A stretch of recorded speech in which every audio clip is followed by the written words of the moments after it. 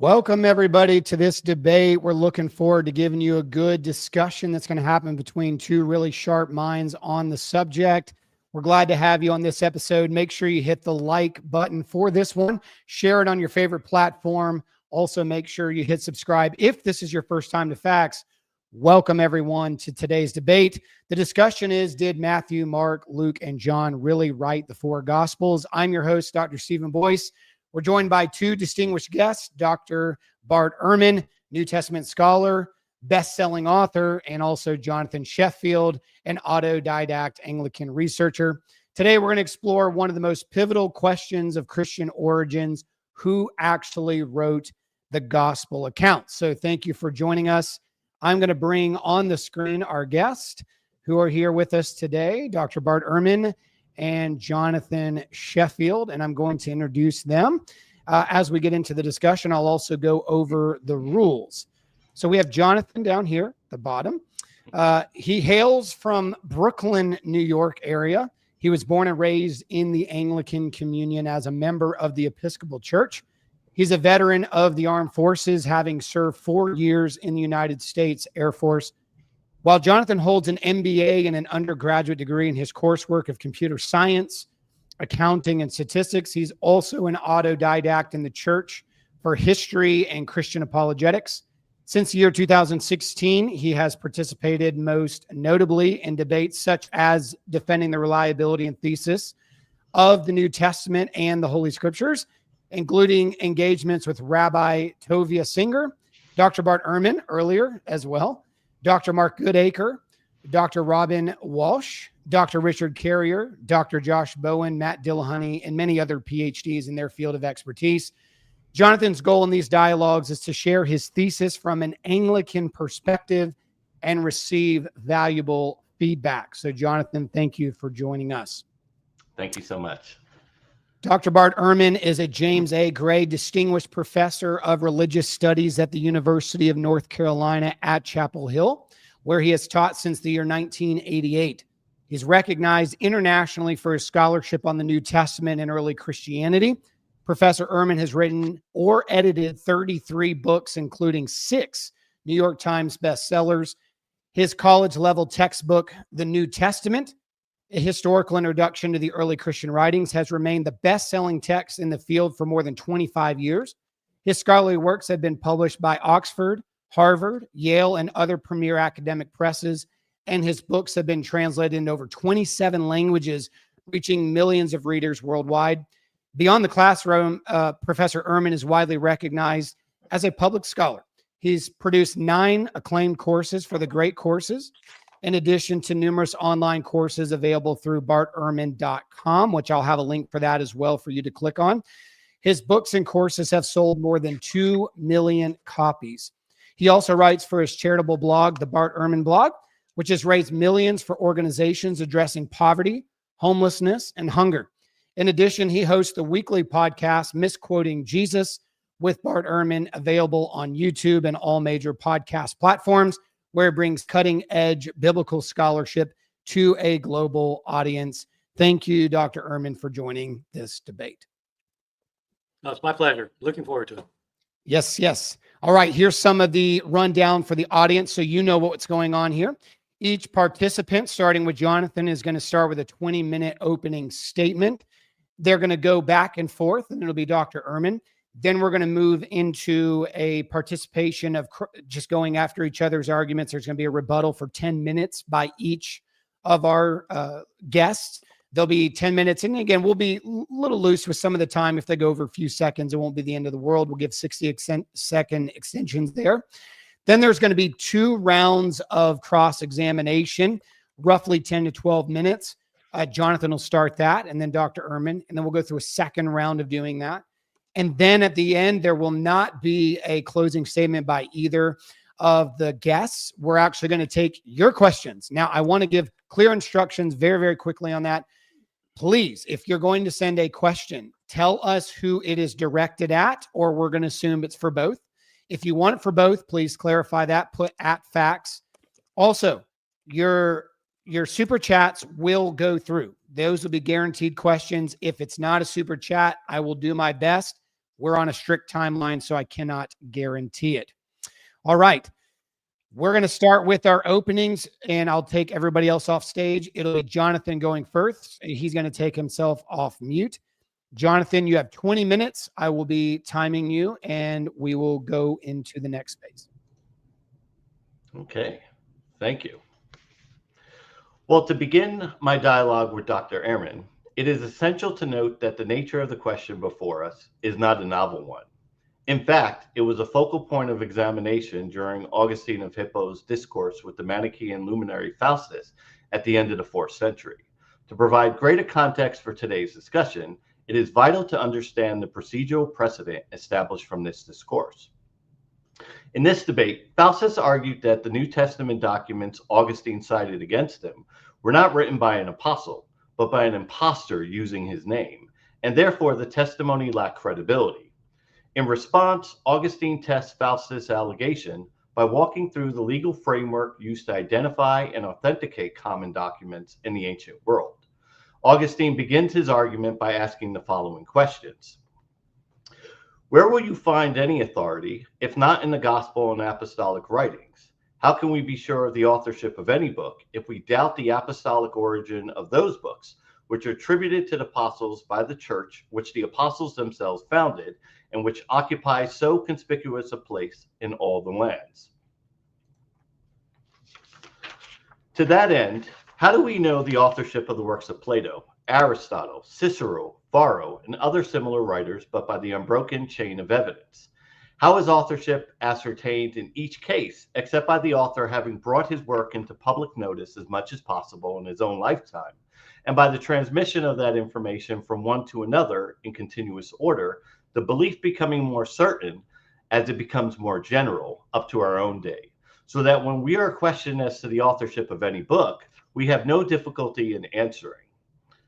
Augustine initially provides us with 3 key takeaways. Firstly, the same procedural precedent we apply in determining the authorship of other common texts in antiquity is the same method set for the Gospels.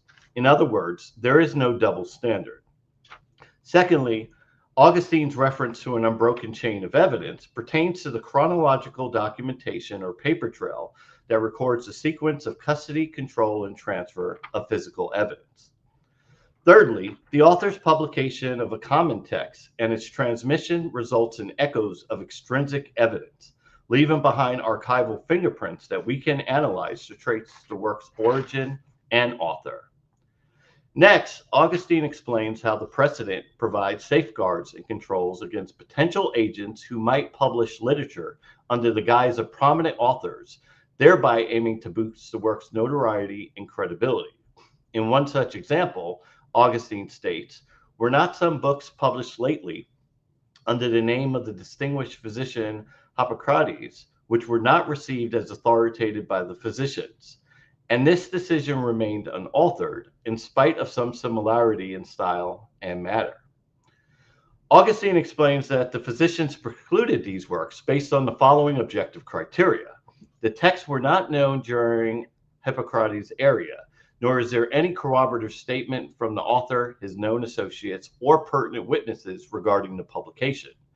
Furthermore, there exists a continuous succession of testimonies referencing the books from the time of Hippocrates to the present day, which makes it unreasonable either now or hereafter to doubt his official writings.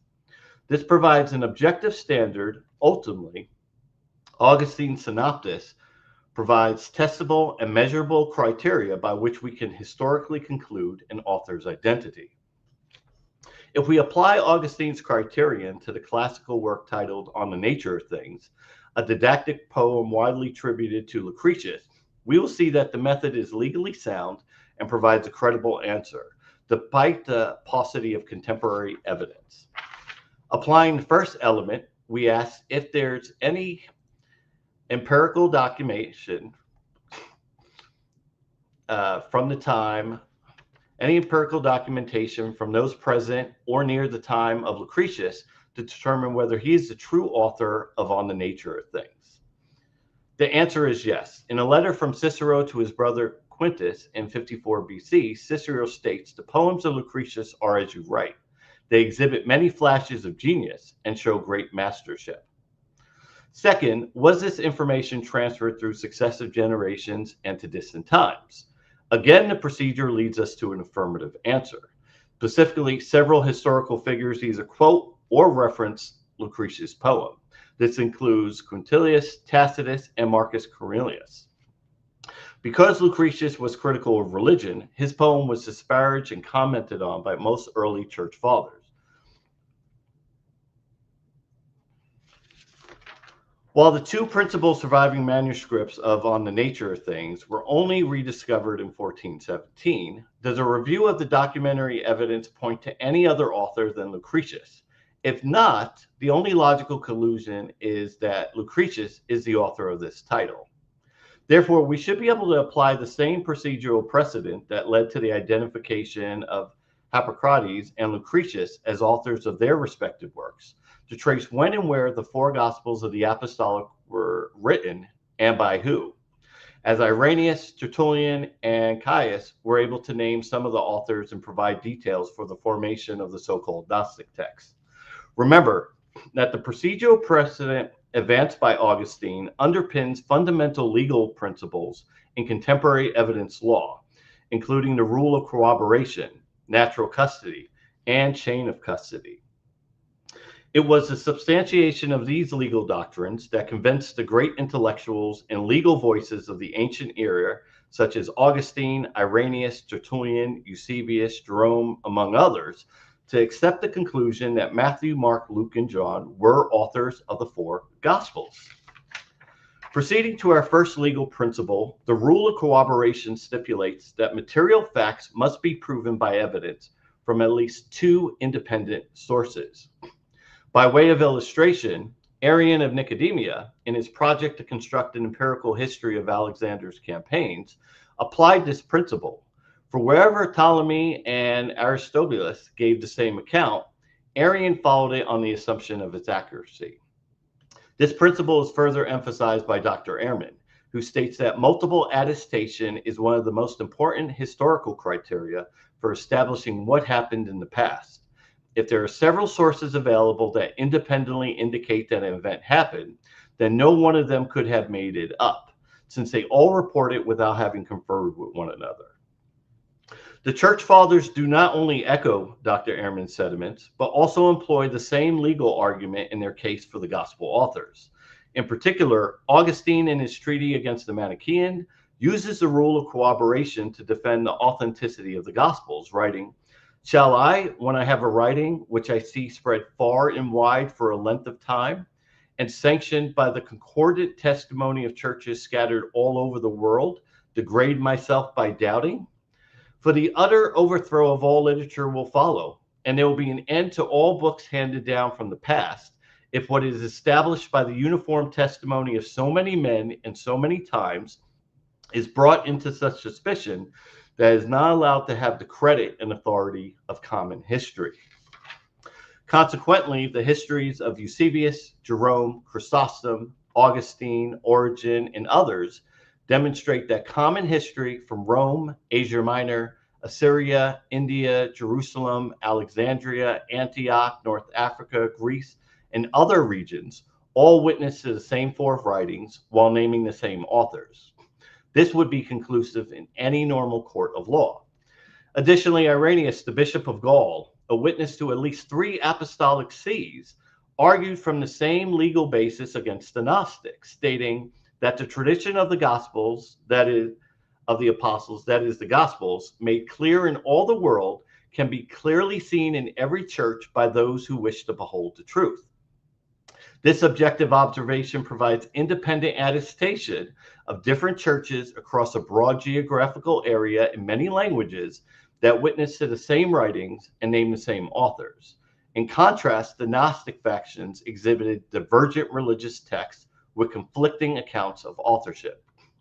Likewise, the esteemed Roman jurist and presbyter at Carthage, Tertullian, on the opposite side of the Roman Empire, independently corroborates Irenaeus's objective observation within the apostolic churches, appealing to the apostolic sees of Galatia, Philippi, Asia Minor, Rome, and others as objective testimonial evidence independently attesting to the gospel authors in his treatise against Marcion. While Dr. Ehrman will undoubtedly question the independence of the attestation provided by the apostolic churches, courts recognize that under the rule of cooperation, sources from different origins, such as those represented among the Greek, Latin, Coptic, and Syriac apostolic churches, are less likely to share the same biases, motives, or misinterpretations, thereby reducing the likelihood that their unified testimony on the gospel authors would be based on a fabricated account. It was these cognitive and psychological influences that contributed to the decision of all the bishops of Asia to follow the traditional custom handed down to them regarding the celebration of Passover, rather than conforming to the ancient Western tradition recognized by the parishes in Rome, Corinth, Jerusalem, and others. This emphasizes the independent character of the churches and their unwillingness to compromise for the sake of unity. And matters regarding the canon and authorship were no exception, as demonstrated in the judicial disputes of 2 Peter, 2nd and 3rd John, the Epistle to the Hebrews, James, Jude, and Revelation among the Greek, Latin, and Syriac apostolic churches. Unless Dr. Ehrman has evidence of collusion, the testimony of the apostolic churches at this juncture is at least sufficient to raise a presumption of fact. The next legal doctrine relevant to our case of authorship is widely recognized as the ancient documents exception to the hearsay rule, which primarily stems from court decisions addressing certain recitals and documents, such as deeds and will, that affect interests in both real and personal property. Courts have clarified the rule by noting that it is generally impossible to prove the ancient ownership of property through the testimony of persons with knowledge of the facts. When a deed that is part of a chain of title is so old that there's no living witnesses who can testify to the acts of ownership by the grantor or grantee, it still may be admitted into evidence without such proof if it can be shown prima facie that the document came from the proper custody. Documents found in a place in which and under the care of persons with whom such papers might naturally and reasonably be expected to be found, or in the possession of persons having an interest in them, are in precisely the custody which gives authenticity to documents found within it. Additionally, a forger cannot usually secure the documents placed in such custody. So the fact that the document originates from the proper and natural place tends to eliminate presumption of fraud and reinforces the belief in its authenticity. Lastly, the church records fall under the purview of this law, as evidenced by the cases I cited below. Now, it is evident from the de facto amicus briefs of Tertullian and Irenaeus that the legal framework of such a case in the ancient setting was being litigated at the end of the 2nd century between the apostolic churches and the Gnostics regarding property rights to the official writings of the apostles, that is, their last will and testament, reflecting the teachings meant to instruct the Christian churches. Tertullian's complaint in his initial pleadings against Marcion and Valentius articulated the following claim. This, I say, is my property. I have long possessed it. I hold sure title deeds from the original owners themselves to whom the estate belonged. I am an heir to the apostles, just as they carefully prepared their will and testament and committed it to a trust and adjured the trustees to be faithful to their charge, even so do I. Despite Marcion's and Valentian's corresponding assertion, Tertullian and Irenaeus provided factual support for the Gospels, demonstrating that they are found in a place of natural custody. That is, where the writings of Peter, Paul, John, Mark, and others would reasonably be expected to be found, such as in the churches they founded in Rome, Greece, Asia Minor, Jerusalem, Antioch, Alexandria, and other jurisdictions, and in the care and custody of their successors, bishops, elders, and deacons, appointed to oversee the official churches of the apostles. This certainly demonstrates fidelity to the law. Given Tertullian's evidentiary foundation that the Gospels are found in a place of natural custody and in the possession of persons having an interest in them, namely the bishops, elders, and deacons, it provides further evidence for the Apostolic Church's claim that the gospel records they possess are indeed the writings of Matthew, Mark, Luke, and John, just as the records found in the natural custody of Shakespeare's colleagues from the Globe Theatre, Henry Condell and John Hemingway, lend authenticity to the claim that the first folio is the work of Shakespeare. Progressing to our third legal argument, which will also reinforce our previously established principles, Augustine asked, why would we deny the ability of the Church of the Apostles to collect and transmit their writings to posterity, considering that the original seats of the apostles have been occupied by a continuous succession of bishops to the present day? Augustine rightly appeals to the apostolic polity, the form of government upon which the churches were established and organized, providing a system for the transfer, control, and custody of the writings of the apostles received into its possession. Irenaeus, Tertullian, and Eusebius bear witness to this fact, confirming that the apostolic churches can establish a legal chain of custody, proving that the gospel records were always in the custody of a person designated to handle it, for which it was never unaccounted for. A record of the chain of title was maintained in all the churches, whereby the bishops, elders, and other clergy members who had charge of the gospels could testify to the receipt of their original transaction. This enabled the churches to make a positive identification from whom the property transfer was collected from among its independent jurisdictions in the first century. When Marcion denied the Apocalypse as a product of St. John, Tertullian redirected his attention to the objective fact that we have the foster churches of St. John, and the order of bishops thereof, when traced up to their origin, will rest on John as their author, and the self-same process inherent in the apostolic churches also provide evidence to the identification of the Gospels. Likewise, Irenaeus affirms, we can enumerate those who were established by the apostles as bishops and churches, and their successors down to our time. And evidence of such records from the apostolic sees of Alexandria, Antioch, Rome, and Jerusalem was published in the ancient world to substantiate this claim. The evidentiary value of this testimony is compelling. Firstly, it establishes a clear chain of title tracing ownership of the Gospels from the original grantors, that is, the apostles, to the current owner. Records that Irenaeus and Tertullian affirm that all the apostolic churches had. Secondly, records of the chain of title and the establishment of the process are independently corroborated in the writings of the fathers. Thirdly, as observed by C.H. Turner, this constituted one of the principal counterarguments against the textual assertions of the Gnostics, who had an opportunity to falsify the claims of the apostolic churches if such statements were false. However, the Gnostics, to judge from the material that has come down to us, did let the case go by default. So far from raising any demurrer against the apostolic Christians or apostolic successions of the church, their line of attack was to circumvent these publicly attested traditions by propounding as rivals to them private successions and secret scriptures of their own.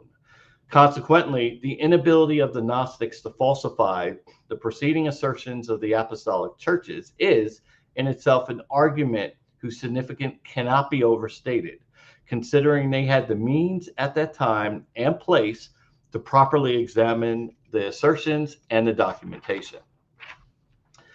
This leads to my concluding point, which is that the threads of evidence predominantly direct us back to the disciples of Jesus and their scribes, identified as Matthew, Mark, Luke, and John, as authors guilty of writing the four Gospels, and no other author.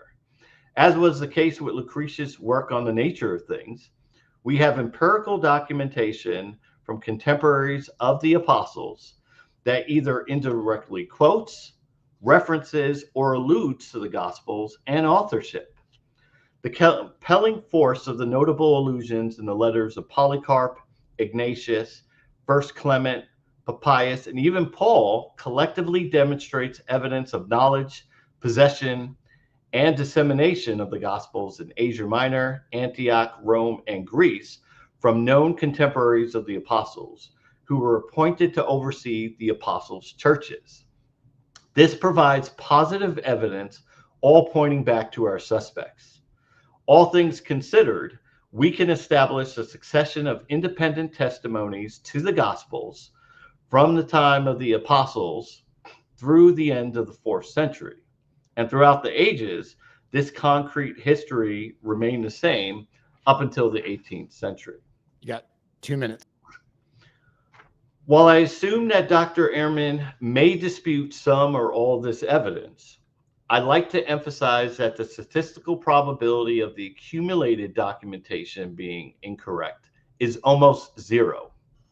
In closing, if we reject the apostolic polity, how do we explain that the 4 Gospels were uniformly received without objection in almost all the independent Greek, Latin, Aramaic, and Coptic apostolic churches, naming Matthew, Mark, Luke, and John as definitive authors, unless it does go back to the apostles as Irenaeus, Tertullian, and the apostolic churches said it did? With that, I would like to thank Dr. Ehrman for allowing me to share my thesis with him. All right. Thank you, Jonathan. And I'm going to bring Dr. Ehrman in. Also, while we're getting his slides ready on the screen here, make sure you are sending questions in. Again, super chats will be primary. They will absolutely be asked. I do have a few I've starred so far. So make sure you're sending those in for either. Make sure you specify this is for Dr. Ehrman, or this is for Jonathan, or this is for either of the panelists. Make sure you put that in there. All right, Dr. Ehrman, you are free to start whenever you will.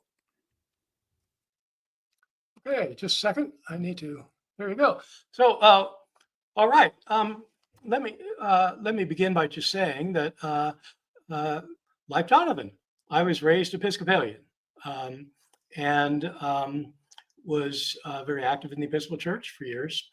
And I also want to say that the views that I'm going to be presenting now are not views that I came to when I left the church and when I became an agnostic. The views that I'm going to be presenting are ones that I held when I was still a committed and active Christian. And I don't think that the question we're debating is a question of faith. It's a question of history. You can be a person of faith and not think that Matthew, Mark, Luke, and John wrote Matthew, Mark, Luke, and John, and still think that the Gospels are accurate and true, because these Gospels don't claim to be written by Matthew, Mark, Luke, and John. And so it's not a matter of whether you believe the Bible or not. It's just a question of who actually wrote these books. I'd like to thank Jonathan for a very fine presentation.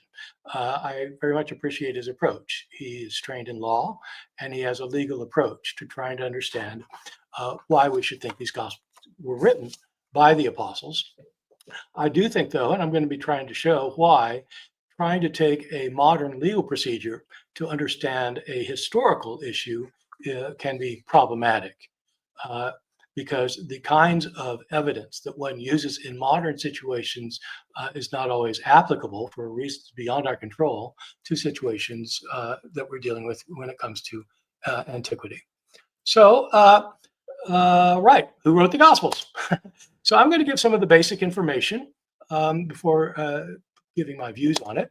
The basic information to begin with: the Gospels are all anonymous. Jonathan, I don't think, will deny this.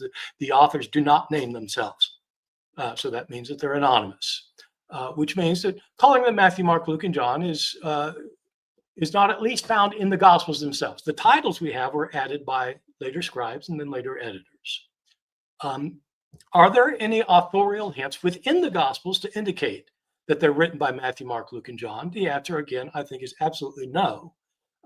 So one interesting way to do this for yourself: when you read the Gospel of Matthew, look up how often Matthew is mentioned, and look up when Matthew first meets Jesus, Matthew chapter 9, verse 9, and ask yourself, does this sound like the author is talking about himself? Okay, simple exercise. Just do it. The answer is no. We do have early quotations of the Gospels. Jonathan was just alluding to them. We have some quotations of the Gospels, at least of Matthew and Luke, in some of the apostolic fathers, who would date from after the New Testament period. They're not contemporary with the writings themselves. usually dated from 100 to 140. There's a group of 10 or 11 authors that we call the Apostolic Fathers. And in some of them, he mentioned Polycarp, for example, or in the Didache, or in Ignatius. We have acknowledgement, we have some quotations, or at least references to Gospels. But the interesting thing is, they don't tell us that they were written by Matthew, Mark, Luke, and John.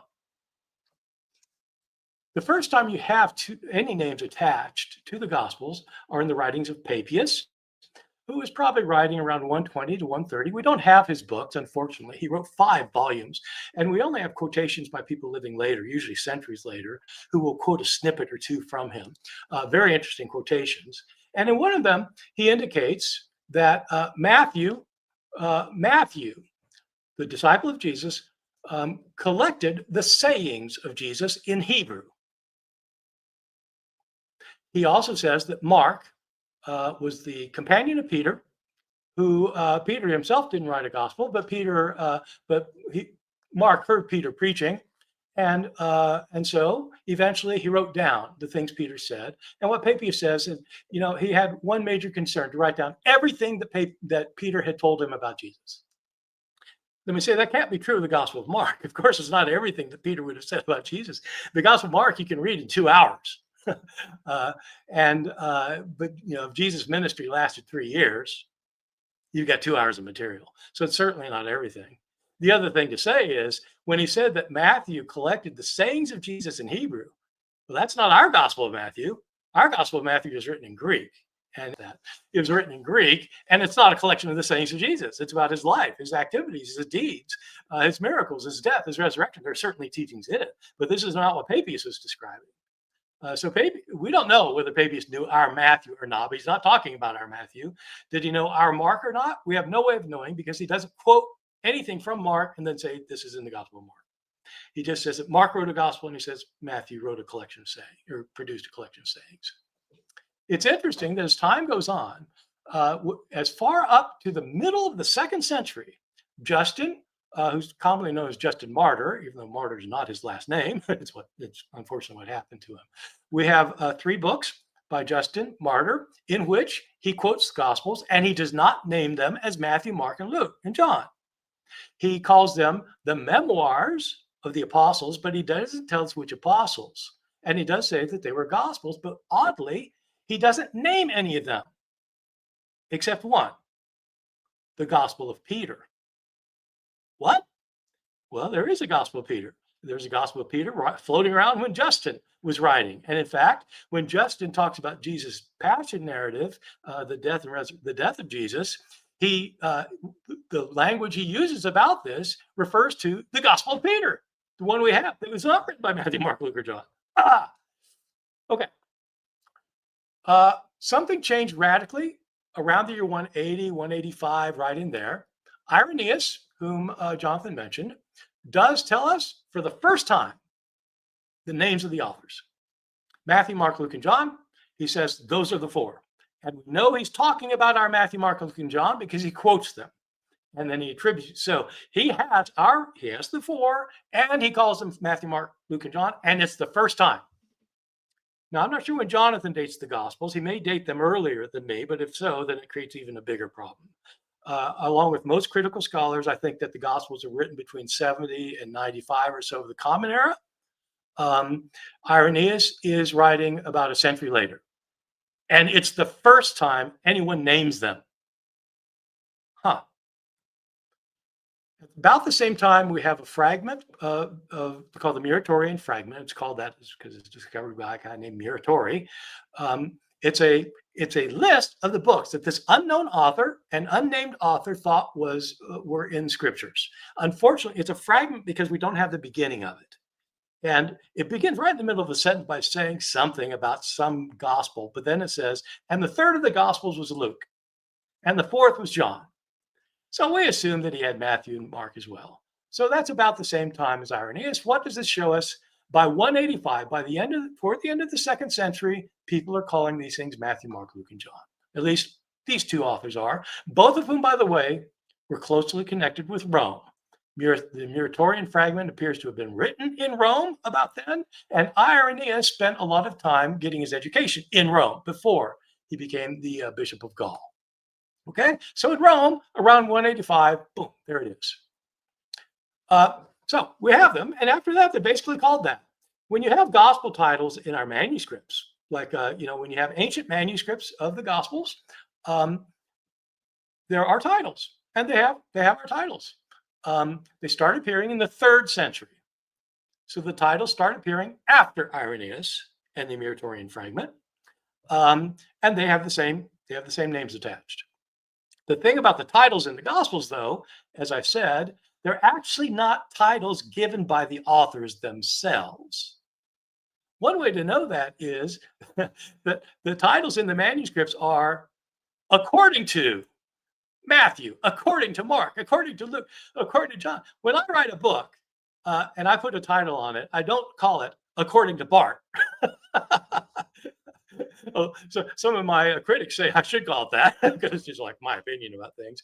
But when you call something according to, you're saying whose version of the gospel is this? And so the fuller name is the Gospel according to Matthew. Matthew doesn't call his book the Gospel according to Matthew. That's somebody later telling you whose version of the gospel this is. Same with Mark, Luke, and John. This is not a title. We don't have ancient books that are entitled according to.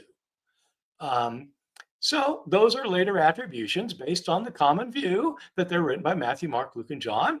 And those are unanimous attributions, as Jonathan pointed out. I mean, I think most of Jonathan's point was that they're always called that. If they're always called that, that's probably what they are.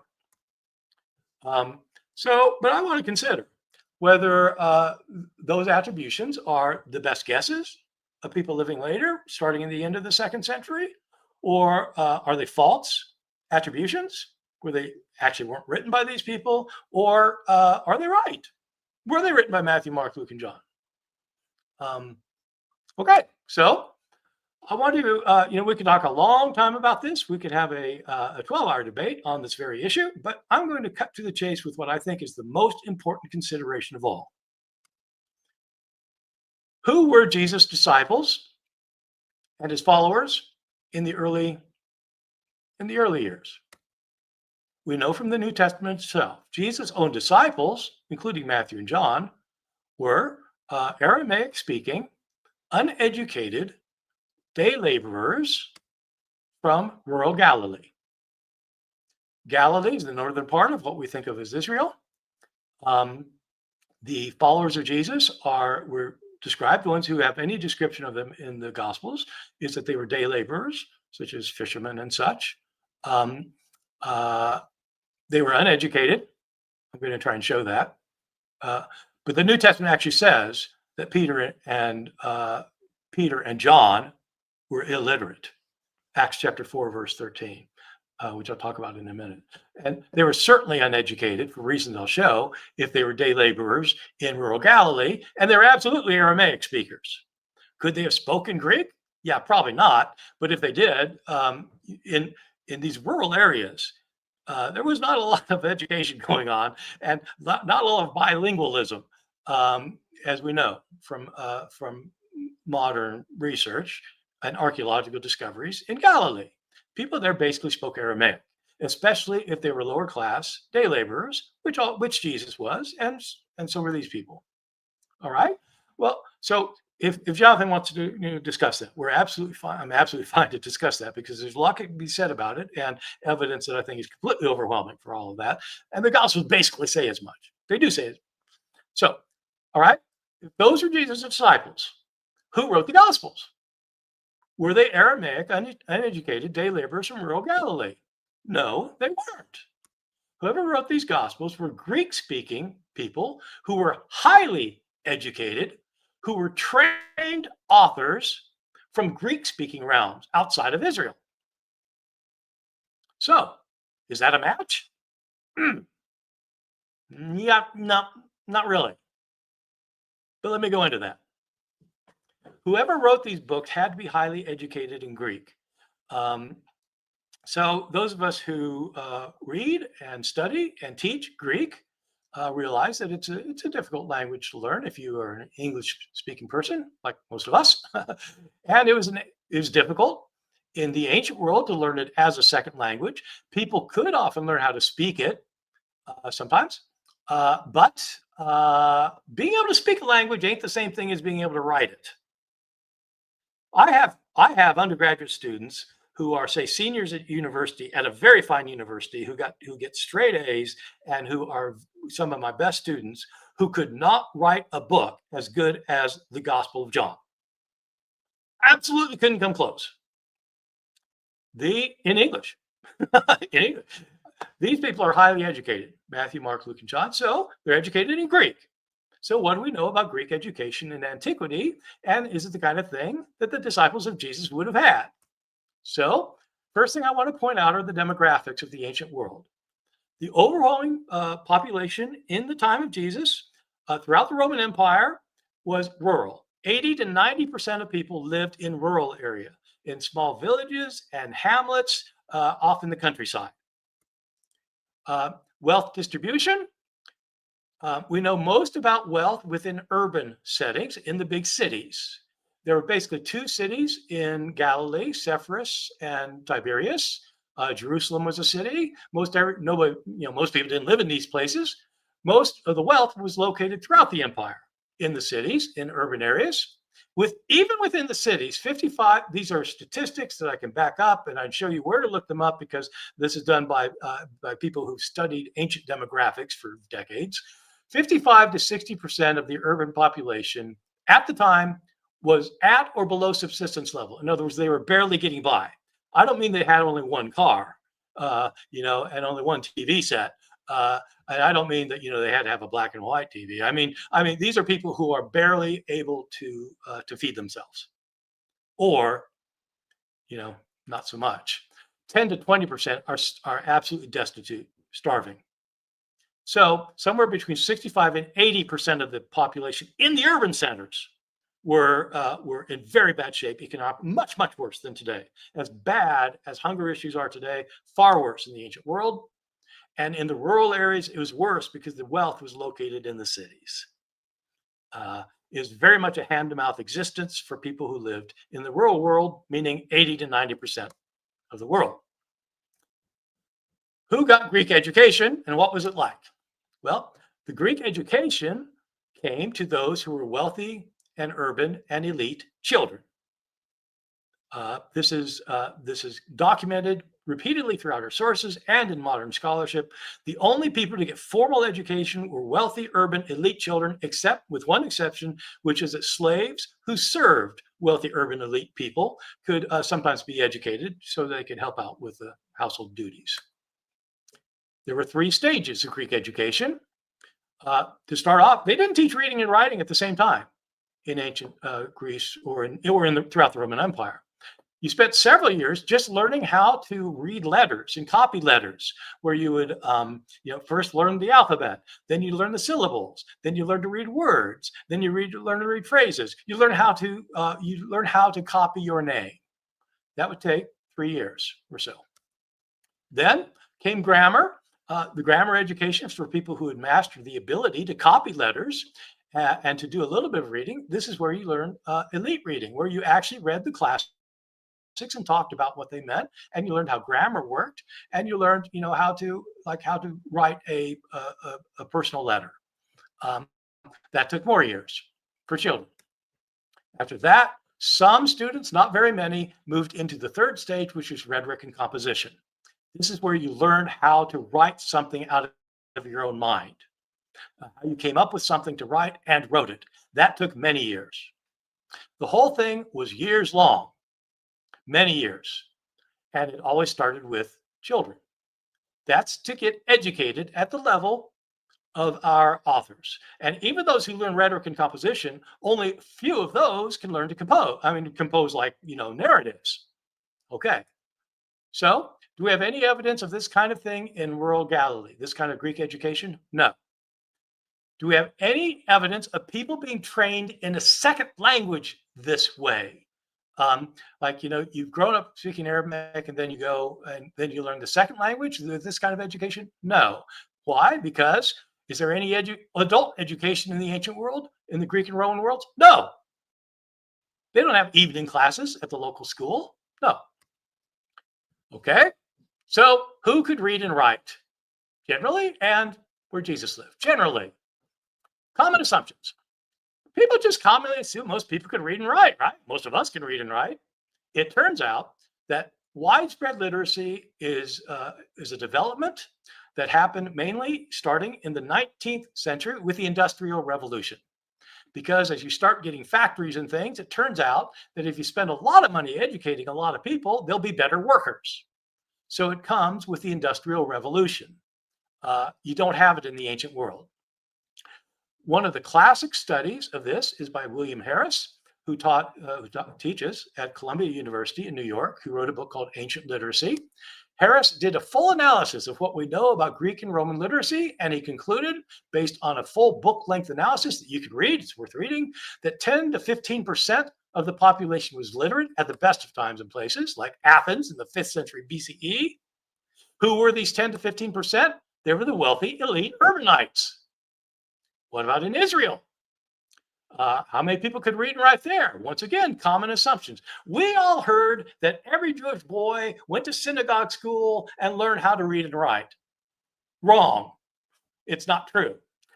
We do have sources that say that hundreds of years after the days of Jesus, but not in the days of Jesus. Here, the book to turn to, if you're interested in these things, Literacy in Roman Palestine by Catherine Hetzer, a prominent scholar of ancient Jewish life, especially in Israel. Okay, Catherine Hetzer comes up with a startling conclusion. At the time of Jesus in Roman Palestine, maybe 3% or so, maybe a little bit more, between 3 and 4, but closer to 3% of the population could read.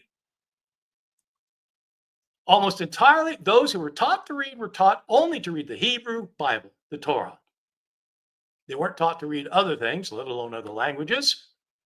Far fewer than this could actually write something, and far fewer of those who could write, that is like copy a sentence, far fewer of those could compose.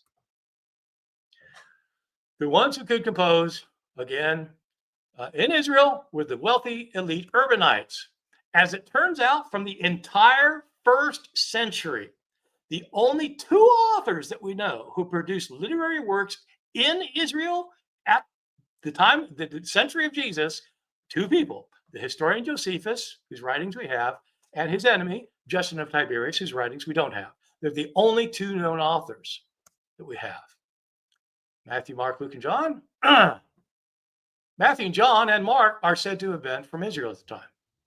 Huh. 2 minutes. 2 minutes. Then I'll hit my conclusion. My conclusion is that Jesus' disciples simply would not have been able to compose extensive Greek narratives. They didn't have the training for it. Why then were these books attributed to Matthew, Mark, Luke, and John? Because at the end of the 2nd century, starting in the middle of the 2nd century, as Jonathan pointed out, there are other named gospels.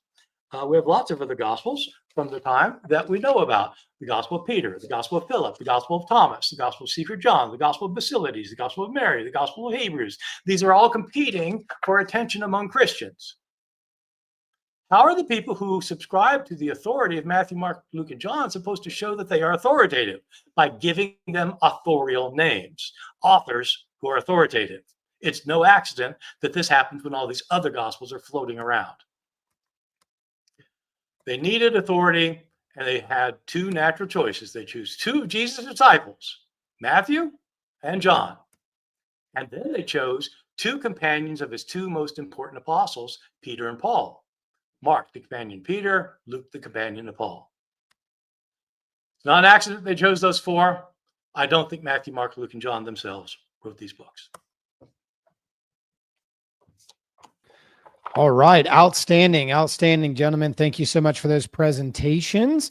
Now we're going to go into the rebuttals. I'm going to bring Jonathan back on the stage. Gentlemen, thank you so much. You'll have 10 minutes. Again, I'll give that extended 2 minutes if we need to do that for the rebuttals. Jonathan, you're going to go first, and I will start your time the minute you start speaking. Okay. Well, thank you, Dr. Ehrman, for your presentation, your thesis. I think you made a lot of really good points. To kind of clarify a couple questions leading into our Q&A period. Obviously, I believe Matthew was translated in both Aramaic and Greek. While I probably lean on it was done in Greek, I do believe that there was probably a need very early on, since Antioch was half Syrian. We have evidence from Eusebius that Christianity reached Edessa very early. So there would have been a need for an Aramaic version, especially in Jerusalem as well.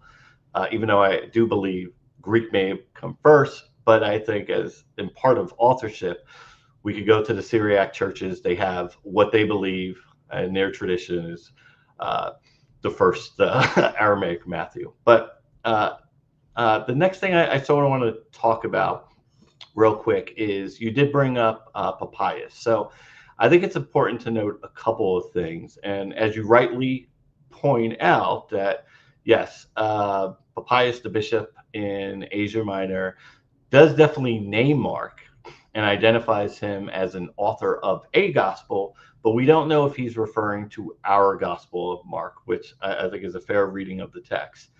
Now, it did get me thinking, the same could be said for Cicero's reference to the poems of Lucretius. He doesn't actually quote from the nature of things, but I think what we need to understand, what Augustine argues, is that statements such as these are evidence that the authors brought their works into the public domain. And from this point, while we have Papias's information, we need to follow the threads of evidence.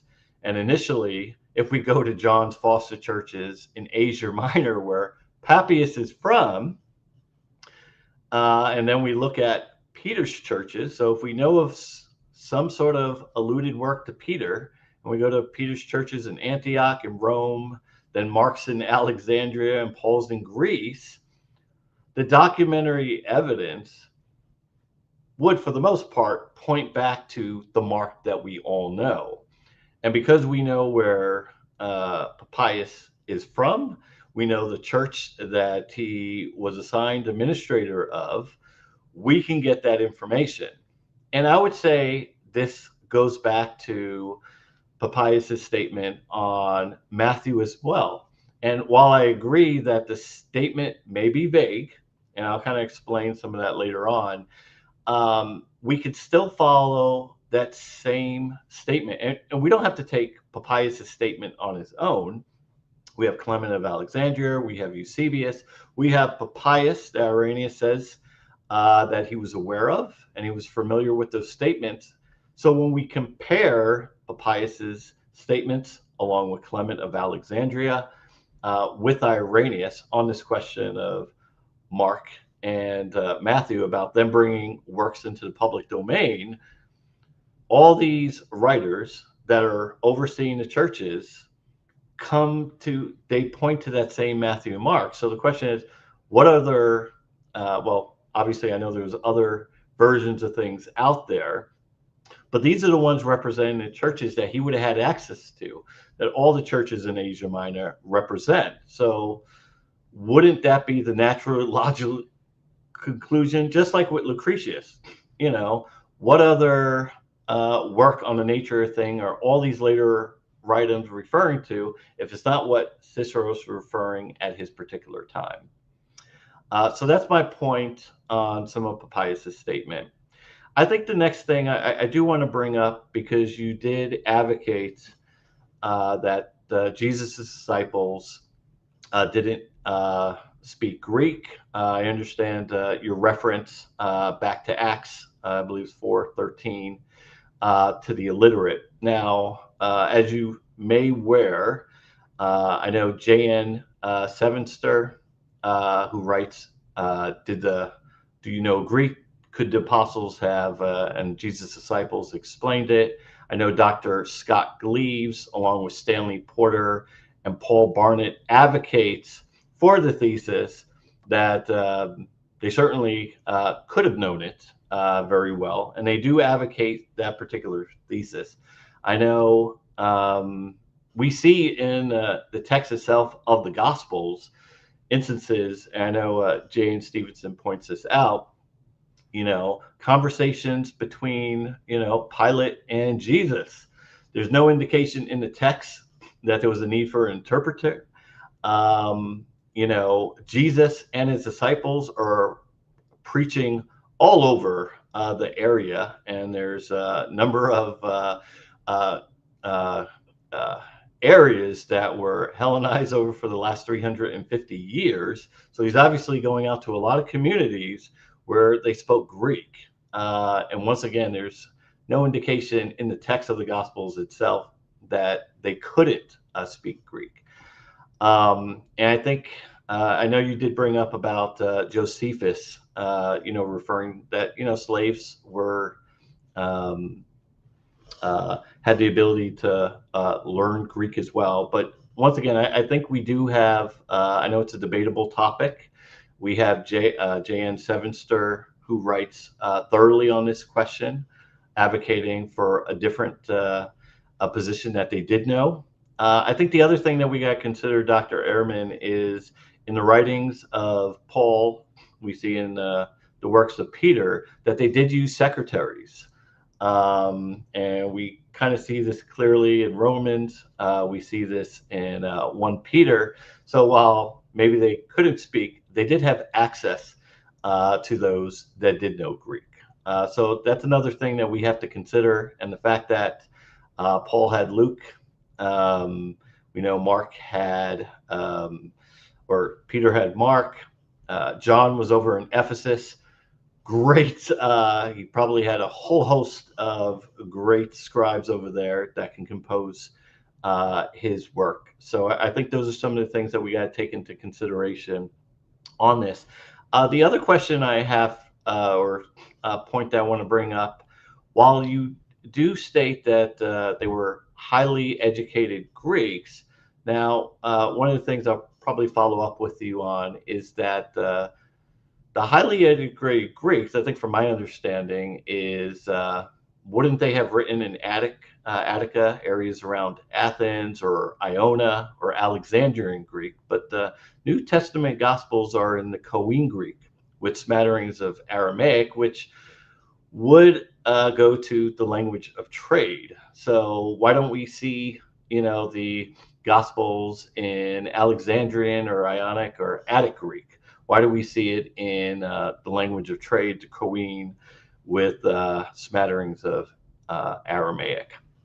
So that's another point that I want to go to. I think the next thing that I wanted to talk about, and I think this is a good question. The Gospels in the text do not name themselves. They don't. And I think there's a couple of really good reasons. And I'll kind of just specify this is, from my perspective, I think we don't have a lot of history on why they didn't attach their particular names. I would say that we do have to understand that Jesus was charged with treason against Rome for claiming to be God and King, as all the Gospels allege.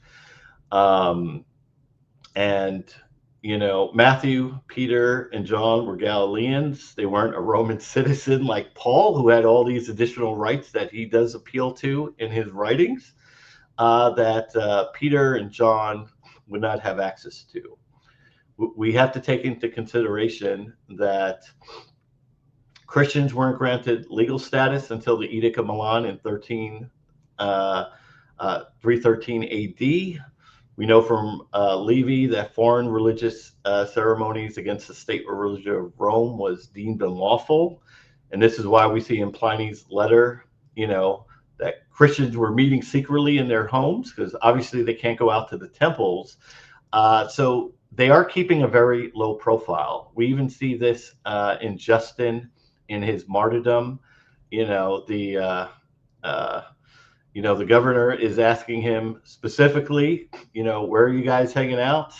What do you guys believe in? So they were actively searching for these individuals. So I think one of the things is, why would they actually add their name? They're going to be connected with an individual that was charged with treason against the throne. I think one of the things that we see in the Gospels is that the Pharisees and the Sadducees, during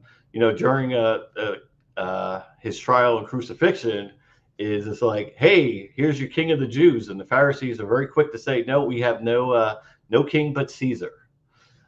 So obviously being connected with Jesus, someone who's accused against the throne for claiming to be king, would probably not be ideal to throw your name on a document where they come and look for you, because you shouldn't even be assembling together. I think that's probably, I'll kind of wrap up here in the next 30 seconds, but I think that's one of the reasons. I think the second thing is what we see in a lot of the Jewish writings, the Torah, obviously attributed to Moses, which I believe.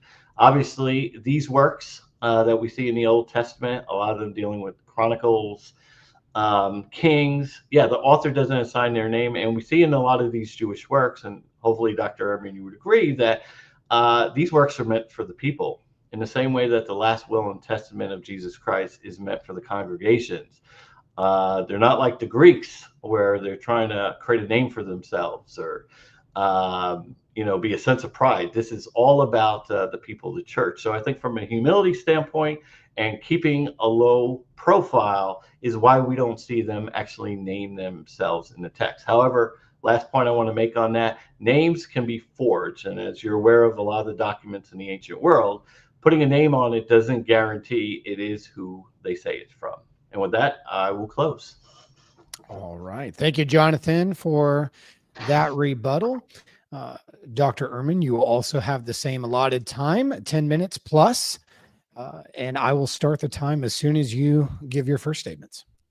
Okay, I'll start off. Thanks, Jonathan. Very interesting. So I'm going to spend most of my time talking about Jonathan's main points in his talk for my rebuttal, but I do want to say that with respect to what his rebuttal just now, I think a couple of his points are very good points, don't really rebut my case.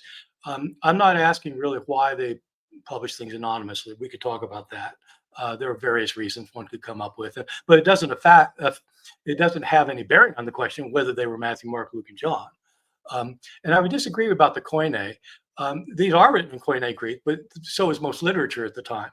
And so we have very fine, high-level authors, Lucian of Samosata, who are literary figures who write in Koine Greek, and so that really wouldn't that doesn't have much of an effect on anything. The other thing I'll say is I'm not sure that Jonathan actually dealt directly with my main arguments. My question is, how do Matthew, Mark, Luke, and John get the education that they had to have, given what we know about the educational system?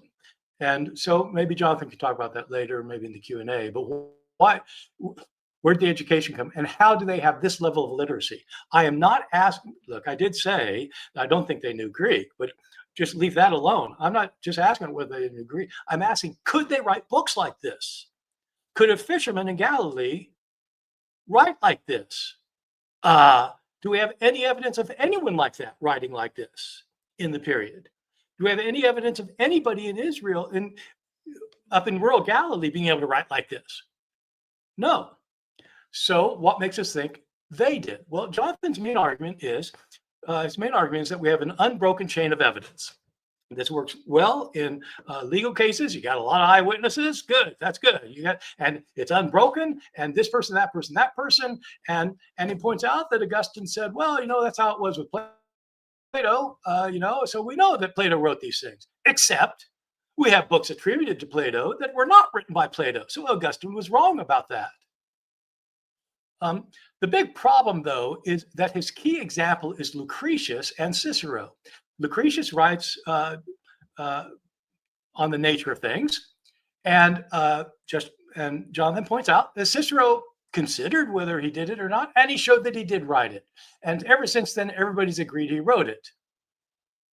But Lucretius and Cicero were contemporaries. They lived at the same time. We're not talking about a chain of witnesses for Matthew, Mark, Luke, and John that start when these books were published. The witnesses don't start appearing for 100 years. Then they're uniform. And so, yes, you can list Irenaeus and Tertullian and Eusebius and Athanasius and Jerome, and you can go through the list. Absolutely. As I said myself, it's a uniform list, but it doesn't start in their day. So it's not an unbroken chain. And of course, they live in different places. And so, yes, that's good too.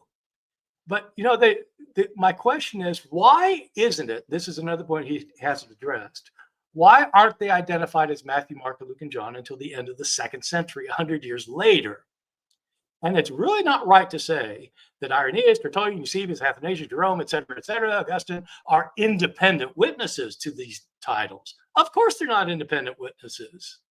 Eusebius quotes Irenaeus all over the place. Athanasius knew these authors. Jerome knows these authors. They're reading each other at later times.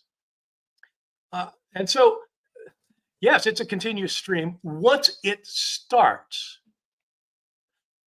Jonathan assumes that if you've got unanimous testimony whenever it starts, and therefore that indicates that the person really wrote what it is the person is said to have written. That's just not true in the ancient world, as I imagine he knows. I mean, for example, we have a group of poems called the Homeric hymns, hymns to various ones of the gods, attributed to Homer. For as long as they go back, they were not written by Homer. There's no debate about that these days. Aesop's fables, they don't all go back to Aesop. No debate about that. The writings of Hippocrates, many of them don't go back to Hippocrates, but they have been identified as going back to these authors from the very beginning.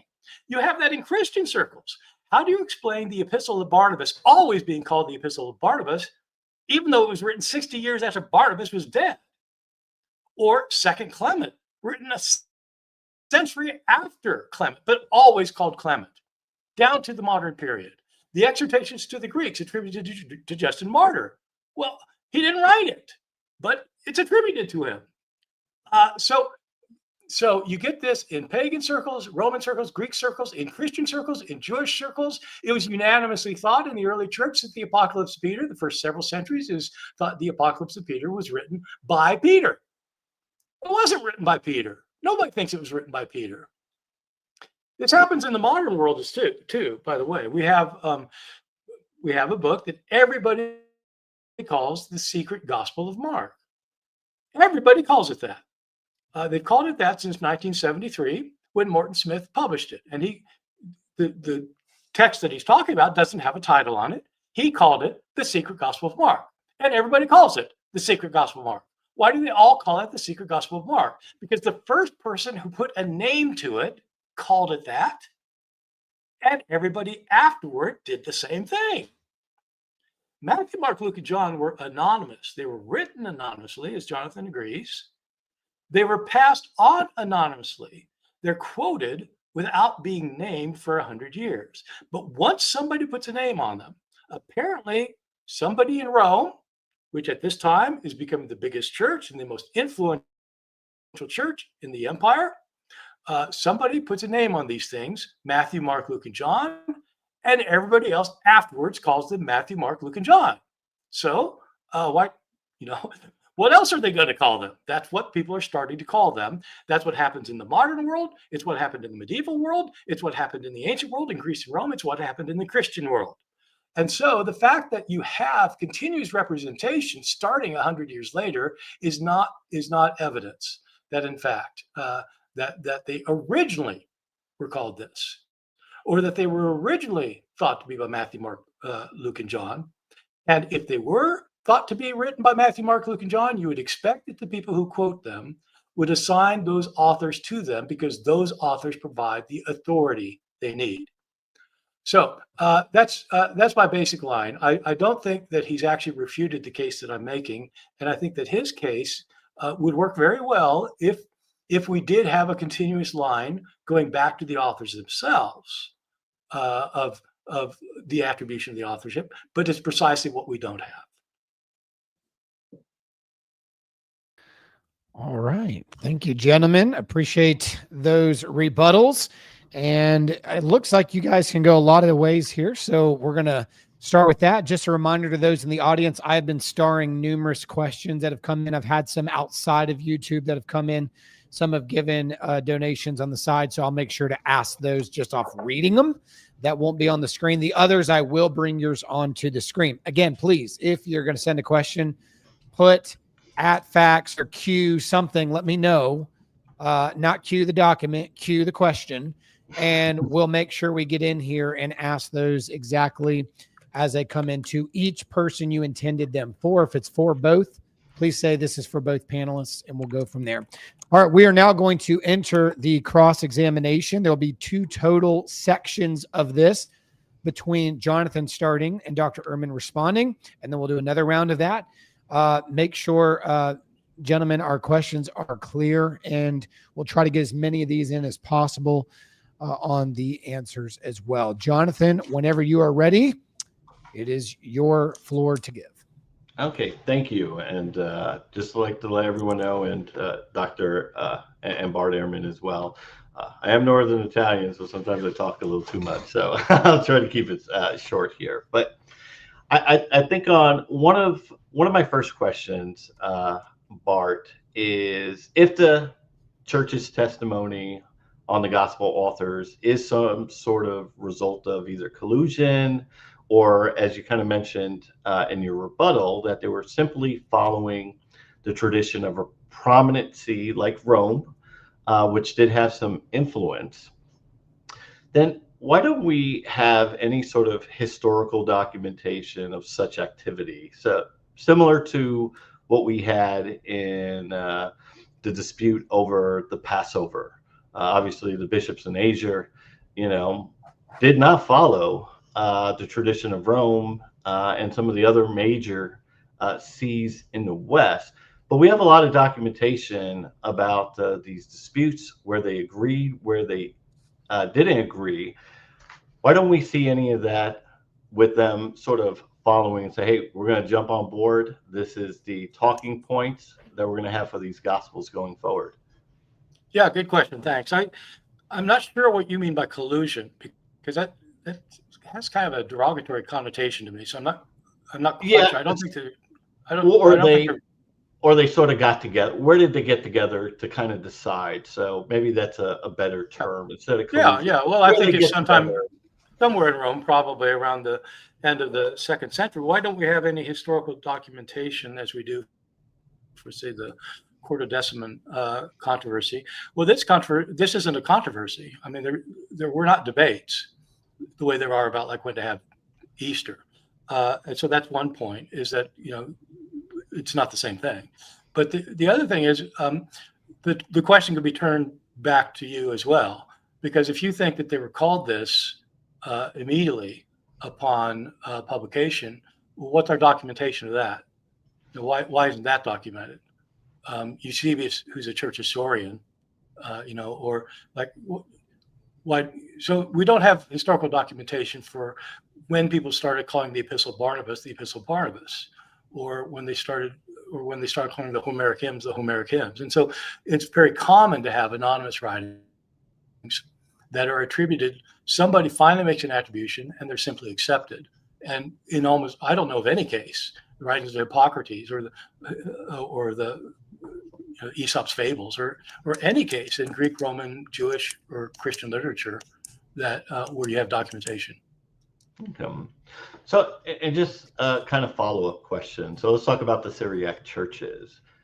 Given that the earliest versions of the Peshitta don't contain a number of records that not only, when we look at Jude and Revelation, 2 Peter, 2nd and 3rd John, would you see the Syriac church and some of these other churches following Rome? Because obviously they supported the epistle to the Hebrews in their text. They supported James, whereas Rome disputed Hebrews. So do we, when we see this dynamic in the churches of them not following each other, especially on authorship and canon? I mean, I know Rome kind of disputed Hebrews. They only had a small following. The Greeks and the Syriac churches held their own. So what is your thoughts around why they would have all sort of like, yes, let's go with these, but all the other ones that did have big names on them, they didn't follow each other? There's great dissension among the Syriac Greek and the Western churches.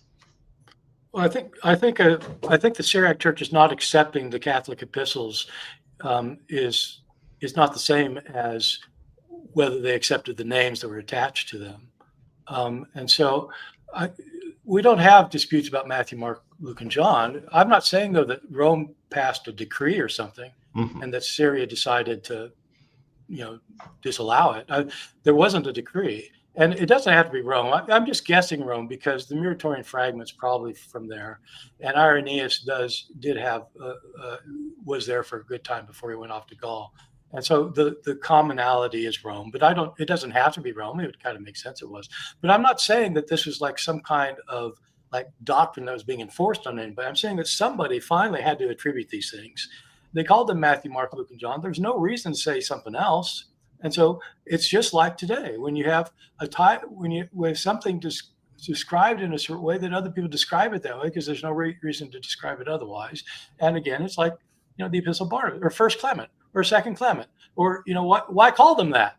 Why not call them that? That's what people, you've heard somebody call them. Okay, that's what it is then. And so I'm not saying that, it's Rome exercising its authority in some way. Okay. So I know I spent some time in my opening going over, and I do want to clarify, obviously, the ancient Augustine, Tertullian were obviously not arguing their legal stance in a modern context. There's all these other applications. But I think what's interesting about Tertullian and Irenaeus making the sort of natural custody, that these records are found among the apostles' estate. We do have documents from Clement of Alexandria, that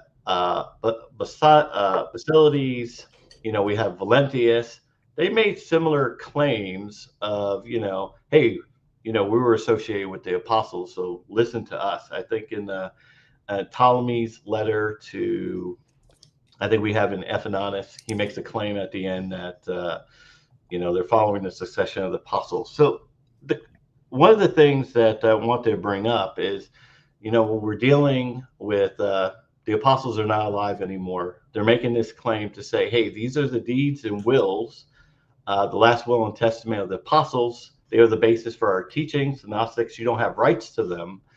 Tertullian and Irenaeus do make a good case that these records are found among the apostles' churches. And while I tried to at least emphasize that the court's opinions on this matter, while it's only to get it introduced into evidence, is that would eliminate the notion of fraud. From a historian perspective, why would you say that records found among the apostles' churches, while they're making claims, why would that not be a good benchmark to say, hey, it does lend to a degree of certainty there? Yeah, well, if we had those documents, it would be very interesting, but unfortunately we don't. I don't know how well versed our listeners are in the writings of Tertullian and the kinds of claims he makes, but he certainly makes lots of claims that, so far as I know, nobody thinks can be right, including, for example, that Pontius Pilate, that there were accounts of Pontius Pilate, that Pilate wrote letters and things. We have letters of Pontius Pilate, by the way, that have always been called the same thing, even though Pilate didn't write them. And so I don't think that, when you have church fathers who are attesting things, saying, oh yeah, but we have records. It's kind of like when you read apocryphal works like the Acts of Paul, which begins with an account of how this author, who's writing a legendary account of what Paul said and did, not found in the New Testament, how he discovered this document in the basement of the house that Paul used to live in, and lo and behold, here we have an account of Paul's, and it goes on to describe things, a discovery thing. Discovery narratives are very common, but they're never credible. not just in Christian circles, but you get these things in Greek and Roman circles as well. So the fact that Tertullian says that there are records, he doesn't produce them, he doesn't quote them, and we have no other evidence of them, and so he may have heard that there were. But people hear all sorts of things that aren't historically correct. All right, Jonathan, you'll have time for one more question before Dr. Ehrman can question you. You should be able to get one more, and Dr. Ehrman will have time to respond to it. Okay. No, that should sound good. I guess let me follow up on the Papias question. And I do agree with you in the sense that obviously Papias actually names a work that may be out there attributed that Mark wrote at the dictation of Peter. While yes, I kind of understand that as there's a work out there, but to connect the evidence, do we look at the churches where he's from and see what that points back to? Because if we go to Asia Minor, now obviously Irenaeus, who is not only a witness to, he was educated in Rome, but he spent a lot of time in Asia Minor as well, under what he claims to be Bishop Polycarp in Smyrna. So he's obviously a witness to the tradition that has come down in Asia Minor. And when we look at the Mark that's being referenced, and we have Tertullian and Irenaeus all coming back to that same Mark, what would you say is the evidentiary value of that assessment? That, does it point back to what he's saying? And would this be the natural conclusion that we should follow? Well, I don't see a lot connecting Peter and Mark to Asia Minor. Peter was a missionary to Jews, and the Asia Minor churches, as according to Paul in Galatians 2, and the Asia Minor churches were Gentile, so far as we know, and we don't have records of Peter wandering around there. We do have the book of First Peter that's addressed to Asian churches in Asia Minor, but that doesn't indicate that he's been there. Mark, I'm not quite sure how we're getting the connection of Mark to Asia Minor. The tradition is that Mark went to Alexandria and became the bishop of Alexandria, Egypt. I think just to kind of restate, Papias is from Asia Minor, so he would obviously it'd be a book that he'd be familiar with. Obviously, why is it being in Asia Minor make him familiar with this book? Well, because if he's calling out, books that he's aware of, are these books circulating in the current area? And we know at least by the end of the 2nd century, he knows of a book called Mark. And I'm questioning whether it's the Mark that we have. All right. Gentlemen, thank you for the good charitable responses and questions. Dr. Ehrman, you can now turn that and aim it right back at him. Oh, yes. All right, here we go. My turn. Yeah, all right, Yes. good. Okay. Okay, so Jonathan, you said that we have contemporaries to the apostles that know Matthew, Mark, Luke, and John. You mentioned several people, Paul, Polycarp, and others. Do we have any contemporaries that actually name them Matthew, Mark, Luke, and John? No. So we don't. Our question is who wrote them. I mean, and the question is, do these contemporaries indicate who wrote them? No. The only thing we do have is the churches of Rome, Antioch. Those are all 1st century witnesses. Oh no, but they don't. What witnesses from 1st century Rome or Antioch call them Matthew, Mark, Luke, and John? No, we don't have any testimony from that particular time. No, it's later. Yeah. Okay.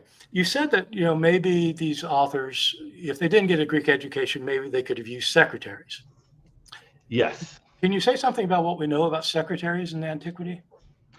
No, and obviously it's not my field of expertise. What I would say, I know J.N. Stevenson points this out, but the use of secretaries for Paul, we see it in Peter's writings, that the availability to use secretaries are at least indicated in their work. Yeah, absolutely. Paul definitely dictated his letters, at least some of them. And one of the secretaries identifies himself, Tertius, names himself, says, "I, Tertius, who writing this letter, greet you," in the book of Romans. And so it means that he's copying Paul's letters. So, I mean, the fullest study of secretaries is done by Randy Richards, who's I think he's probably an evangelical. He wrote a book on secretaries in the ancient world. He looked up every reference he could find to secretaries in Plutarch and in Cicero and Suetonius, and he looked at every surviving letter we have from Egypt that survived, from the Oxyrhynchus finds, and he looked through every one of them to find out what secretaries did. He could not find a single instance in which a secretary co-wrote or co-authored or authored in the authored on the basis of what somebody told him, who composed something for someone else. And so when we say that, maybe Mark was the secretary for Peter and he he wrote down Peter's thing, I don't know of a single instance of that being that documented as happening anywhere in the ancient world. So Richard wrote that, I don't know, some years ago now, but I don't know of anything that's turned up since then. So I'm just asking, are we kind of thinking like secretaries today who might do that kind of thing? No, I think, so if we look at the documentation we have, whether it's true or not, coming out of Alexandria, with Clement, from Eusebius, Irenaeus, they do identify that there was, Luke and Mark that were assigned to writing these Gospels. And I think, when we look at some of the documentation, there was a need. I think from Justin, Hippolytus, we have the heretical person Simon Magnus that came in on scene. I think Eusebius kind of dates, Peter's, visit to coincide with Simon Magnus. And, at that time, we're getting history of, hey, Mark, you need to compile this information, because obviously the apostolic churches would want to control the narrative. And how do you do that? You get this writing out there. So your propaganda holds suit in this. Yeah. Well, I think that's a good way to put it, because certainly Clement and Eusebius are trying to control the narrative. So Clement of Alexandria is from around the year 200. Eusebius is about 100 years after that. We're talking about authors who wrote books 120, 220, either 120 or 220 years before that. And so for your legal analysis, which you're the expert on, it seems to me that if you've got somebody today who is who testifies about who committed a murder in the year 1900, and this is the first time that the culprit's been named, 120 years later, that it seems to me in a court of law that probably wouldn't hold. That it's nice to have an eyewitness. It's nice to have contemporary evidence. But if you don't have contemporary evidence and you don't have an eyewitness, if somebody 120 years later says it, it doesn't seem like that would hold up in a court of law. Do you think? No, it'd be tough unless I know they found someone recently from 40 years ago but 40 years ago, are you going to take testimony from somebody 40 years ago? No, but I think what I was trying to apply in the opening, and Tertullian obviously advocates this point, whether he's right or wrong, and he's obviously going from his agenda, is that when we're dealing with documents, and church documents are covered under the ancient document exception, is we have a situation where, you would agree that the documents eventually show up, and if they're by the end of the 2nd century, the question is, they do show up in the estate or the churches that the apostles themselves set up and organized. Oh, I'm not sure that's true, actually. No, and I'm not sure. Well, I would say. What churches do we know that Peter established? Antioch. Well, how do we know Peter established the church in Antioch? Well, we would It's on the agree. New Testament. Yeah, so if we look at Rome, so we have churches of Rome. Who established the church? Who established the church in Rome? Well, we have documentation from Eusebius. We have Jerome that he set up the church at Peter Antioch. did? Mm-hmm. Yeah, but Jerome, these people are living 300 years later. Yeah. What evidence do we have from the time? So there's a church in Antioch already by the time Paul writes the letters to the Galatians. Paul didn't establish it. He doesn't say Peter established it. So Rome, our first evidence for the city of Rome is Paul's letter to the Romans, where he names over 25 people by name that he knows there, and Peter's not one of them. Doesn't look like Peter had even been there, and Paul himself hadn't been there, as he says.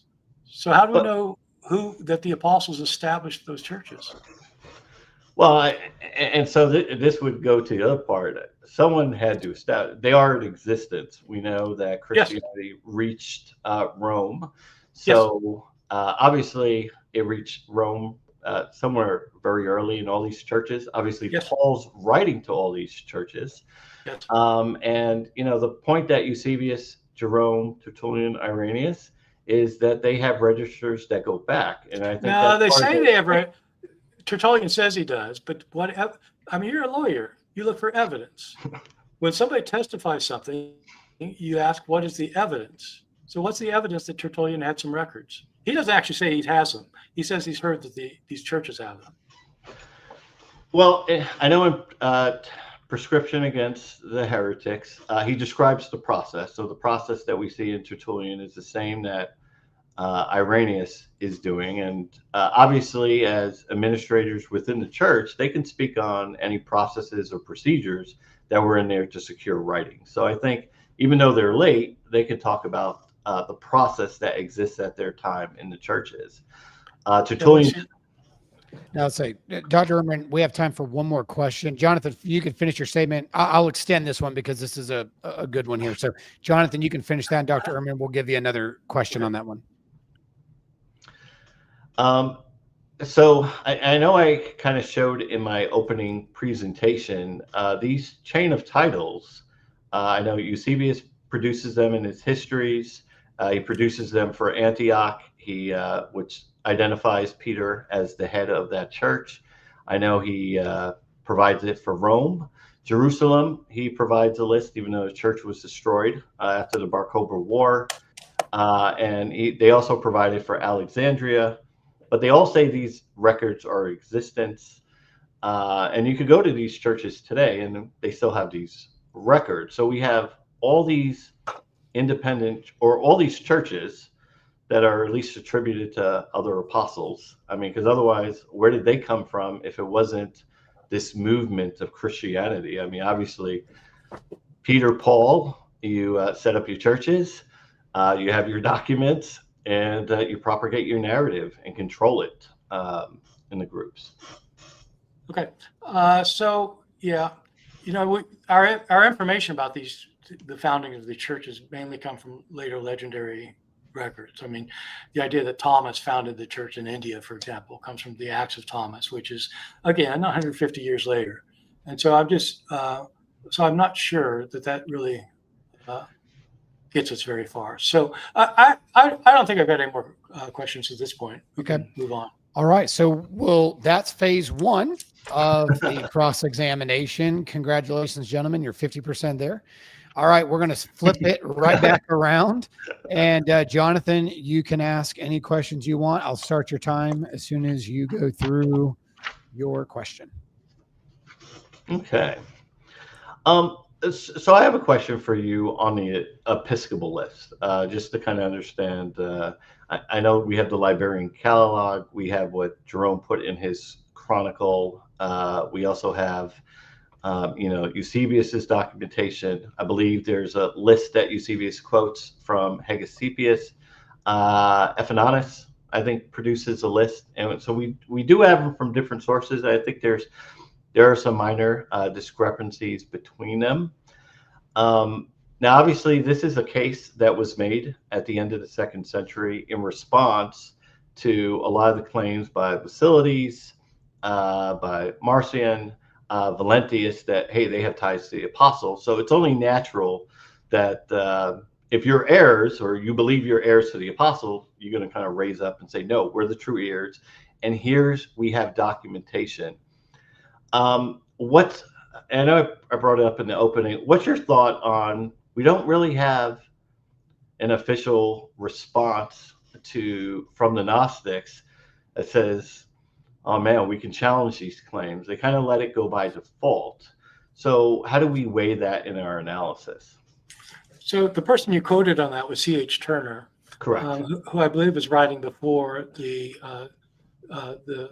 we knew much about the Nag Hammadi Library. The Nag Hammadi Library, I think, was discovered in 1945, and that was before Turner was writing. But I don't think the library wasn't available yet, so he didn't know about the Gnostic writings found at Nag Hammadi. Before Nag Hammadi, our only for people to know, the Nag Hammadi library is a collection of Gnostic writings that give us our most information about Gnosticism. What I'm saying is Turner was writing about the Gnostics before we had the Nag Hammadi library. He's basing his understanding of things on the writings of Irenaeus and Epiphanius and people like that who are attacking Gnostics. So I'm just saying that to set up my point, which is that Turner assumed that Gnostics would have attacked the gospel authorship if they wanted to attack the Orthodox Christians they were opposed to, because that would kind of undercut their authority. And that made sense before we had the Nag Hammadi library, because if you trust what the church fathers say about the Gnostics, it seems like that would be a logical move, but they didn't do it. Therefore, they couldn't do it or whatever. That's a support that they were actually written by Matthew, Mark, Luke, and John. So several points about that. These Gnostics are writing decades later, and so they didn't have any idea who wrote these books any more than the Orthodox had. Second point is Gnostics, contrary to what Turner and everybody else thought before the Nag Hammadi library, the Gnostics, in fact, were not opposed to Matthew, Mark, Luke, and John. They used them. Our first commentary of any kind on a gospel text, like an ancient commentary, it was written by a man named Heraclian, who was a Valentinian Gnostic. The Gnostics liked the Gospels. Irenaeus and Tertullian actually tell us that they liked the Gospels, because they could use them for their own way. The Gnostics had no trouble using Matthew, Mark, and Luke, and John to support their own points of view. And so there's no reason for them to attack the apostolic authorship. Yeah, I would agree. I did get to actually follow up with Dr. Litwa. I think he's attended some of your classes at Chapel Hill. I know he does. Yeah, he's my graduate student for a while. Yeah. Yeah. So I did get a chance to kind of talk to him about this thought. Now, obviously, he says a generalization doesn't seem that the Nag Hammadi library obviously posed a response, though Tertullian and Irenaeus is obviously responding back to claims that facilities, and as you pointed out, and I think he made the same point that you did, that they weren't really attacking the authors. But I think the question that kind of tied back to facilities, we also see with Marcion is they represented two different so-called versions of Luke. And, when Tertullian is doing his argument, one of the things he pointed out is that when we go to the official, what he referred to as the official churches of Paul, that we find this version of Luke in them. Now, obviously, we don't have a copy of that from the 2nd century, but that's the case that he's making, is that we have all these churches of Paul that seem to be coming up with the same testimony, and they're alluding to the same that we trace back. Yeah, but he's not talking about the name of the author. And so first thing, Basilides doesn't challenge the authorship. The problem with Basilides is he wrote his own gospel, and it's called the Gospel of Basilides. Unfortunately, we don't have it. We have some references to it in Irenaeus. In terms of Marcion, the interesting thing is Marcion was preparing his version of Luke sometime probably in the 140s, but he doesn't call it Luke. He also doesn't identify the author. We don't know how much he actually doctored his book. The church fathers, especially Tertullian, claim that Marcion butchered it, that he took out all the parts he didn't like and published his own version of it. But it is never called Luke. So it's further evidence that these books were not given names early on. Now, I do want to ask about the question. I know you said, obviously, you don't call your books according to Bart. I don't think I do my writings that way either.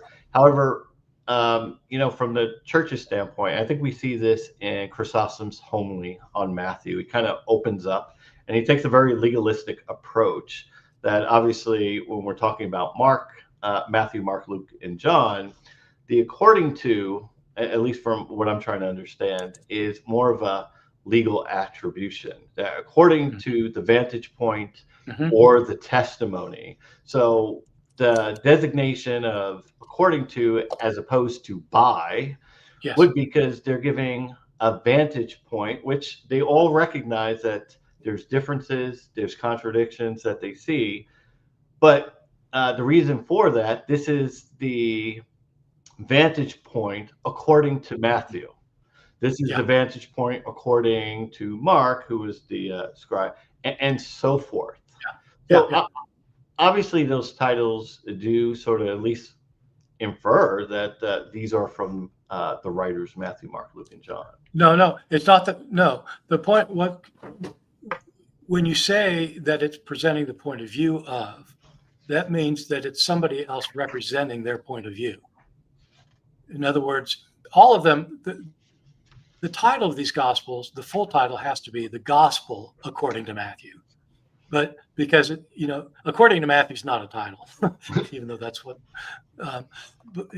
you often find. But Chrysostom is right, that these are saying that these are the accounts of the gospel from the point of view of Matthew, from the point of view of Mark, Luke, and John. That title does not mean the book that Matthew wrote or that Mark wrote, Luke wrote. It is their perspective on the gospel. So I have a question in terms of the authorship. This will be your last. Yeah, this will be your last one. Thank you.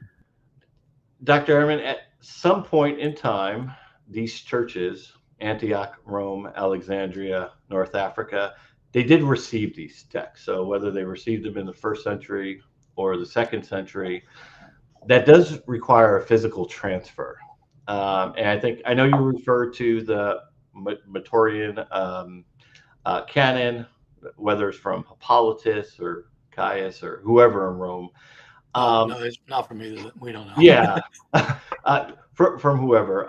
I think the point is from there, it does kind of illustrate that John had authorized, he had seen the 3 other gospel authorized. And we see this from Clement as well, that, Peter seemed to authorize Mark's, and this is why it shows up in the churches. So because the transfer of a text is physical, you still have to get all these texts in here.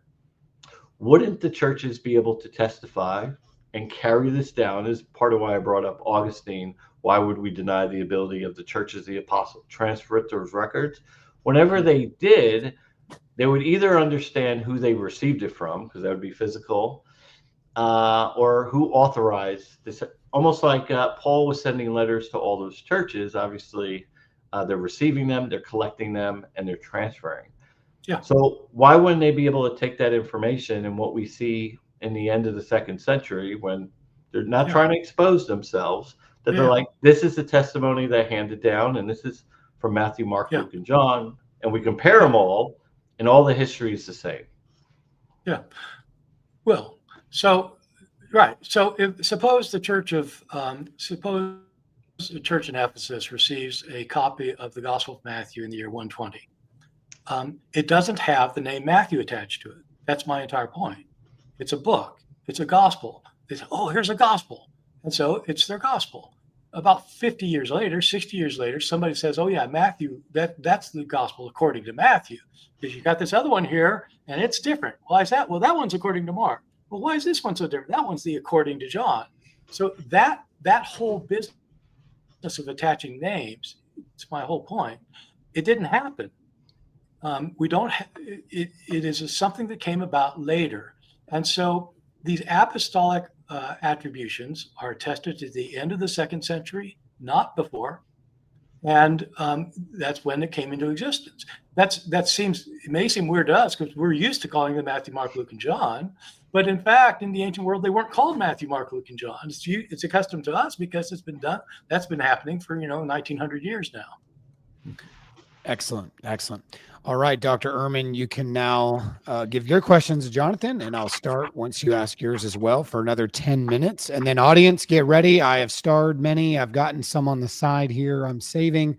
We'll do the best we can. But go ahead and start getting those questions in for us. We'll save them, and I'm marking them as we go. Thank you. Okay, I wonder if you could tell us how you imagine somebody like Matthew getting the education that he needed to write a gospel. So I think first, and I'm not an expert in this field in languages, so I'm only going to be able to rely on what I've been able to read.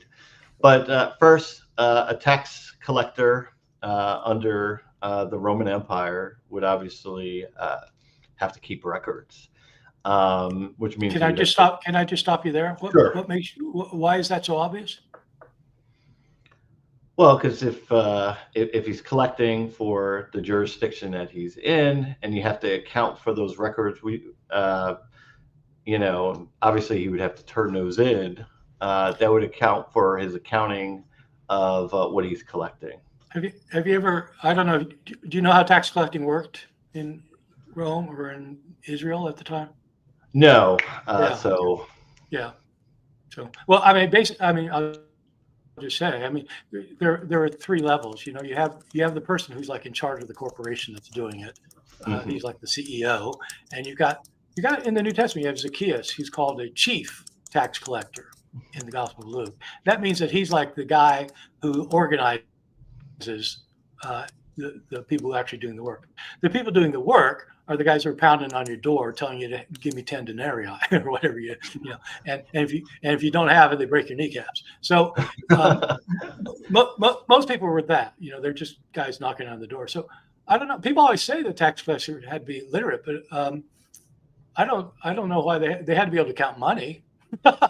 Yeah, no. You only gave me 4. I said 5, man. And so I don't know that they had to be literate. Yeah, I obviously, Rome would want to make sure no one's stealing from them. I think that's yeah. You can count the money. Yeah. Yes. And now and obviously I don't want to ask you a question back, but obviously, reading J.N. Sevenster, Dr. Scott Gleaves, Stanley Porter, Paul Barnett, they obviously make an opposite case, and there's obviously evidence. No. Now, do they? They don't. I don't think you indicated earlier that they said that they could speak some Greek. My question is, how did they get educated to write Greek compositions? Yes, because if there are different levels of education, and it takes many years to get through them, and it only comes to children of the highly the rich urban elite. So I'm just asking, take John. How does John get this education? Well, I would say, obviously, in the gospel text itself, there's other people that identify themselves. Hey, we are here with John and writing and testifying. I think it was done at Ephesus. Why do you think that? Oh, because we have documentation from Eusebius and his histories that point out. Eusebius is writing 250 years after this. So what evidence does Eusebius cite? So I believe Eusebius does. I think we have Theophilus of Antioch that refers to it. That we're putting. When was he living? Well, yeah, they're much later, but I think one of the things that we kind of rely on from Eusebius, obviously he was a court historian under Constantine. He was the kind of de facto librarian. So I think what his works do show is that he had access to a lot of sources that were. Do you trust Eusebius for everything he says? No, I think what we can see is that there are biases. Obviously, in the Chronicle, he accepts, that, hey, Papias was the hero of John. Obviously, he kind of changed his position on Revelation in his histories. But we can notice it. We can notice these biases. But I think kind of similar. This seems to me like it'd be a big bias, wouldn't it? Well, if you wanted to say that Matthew, Mark, Luke, and John actually wrote, surely he'd have a stake in that. Yeah, he would, but I don't think he can force his stake on the churches of Asia Minor. No, but what he's saying is what people believe for 200 years. Yes, but he did go against all of Asia Minor. on Revelation.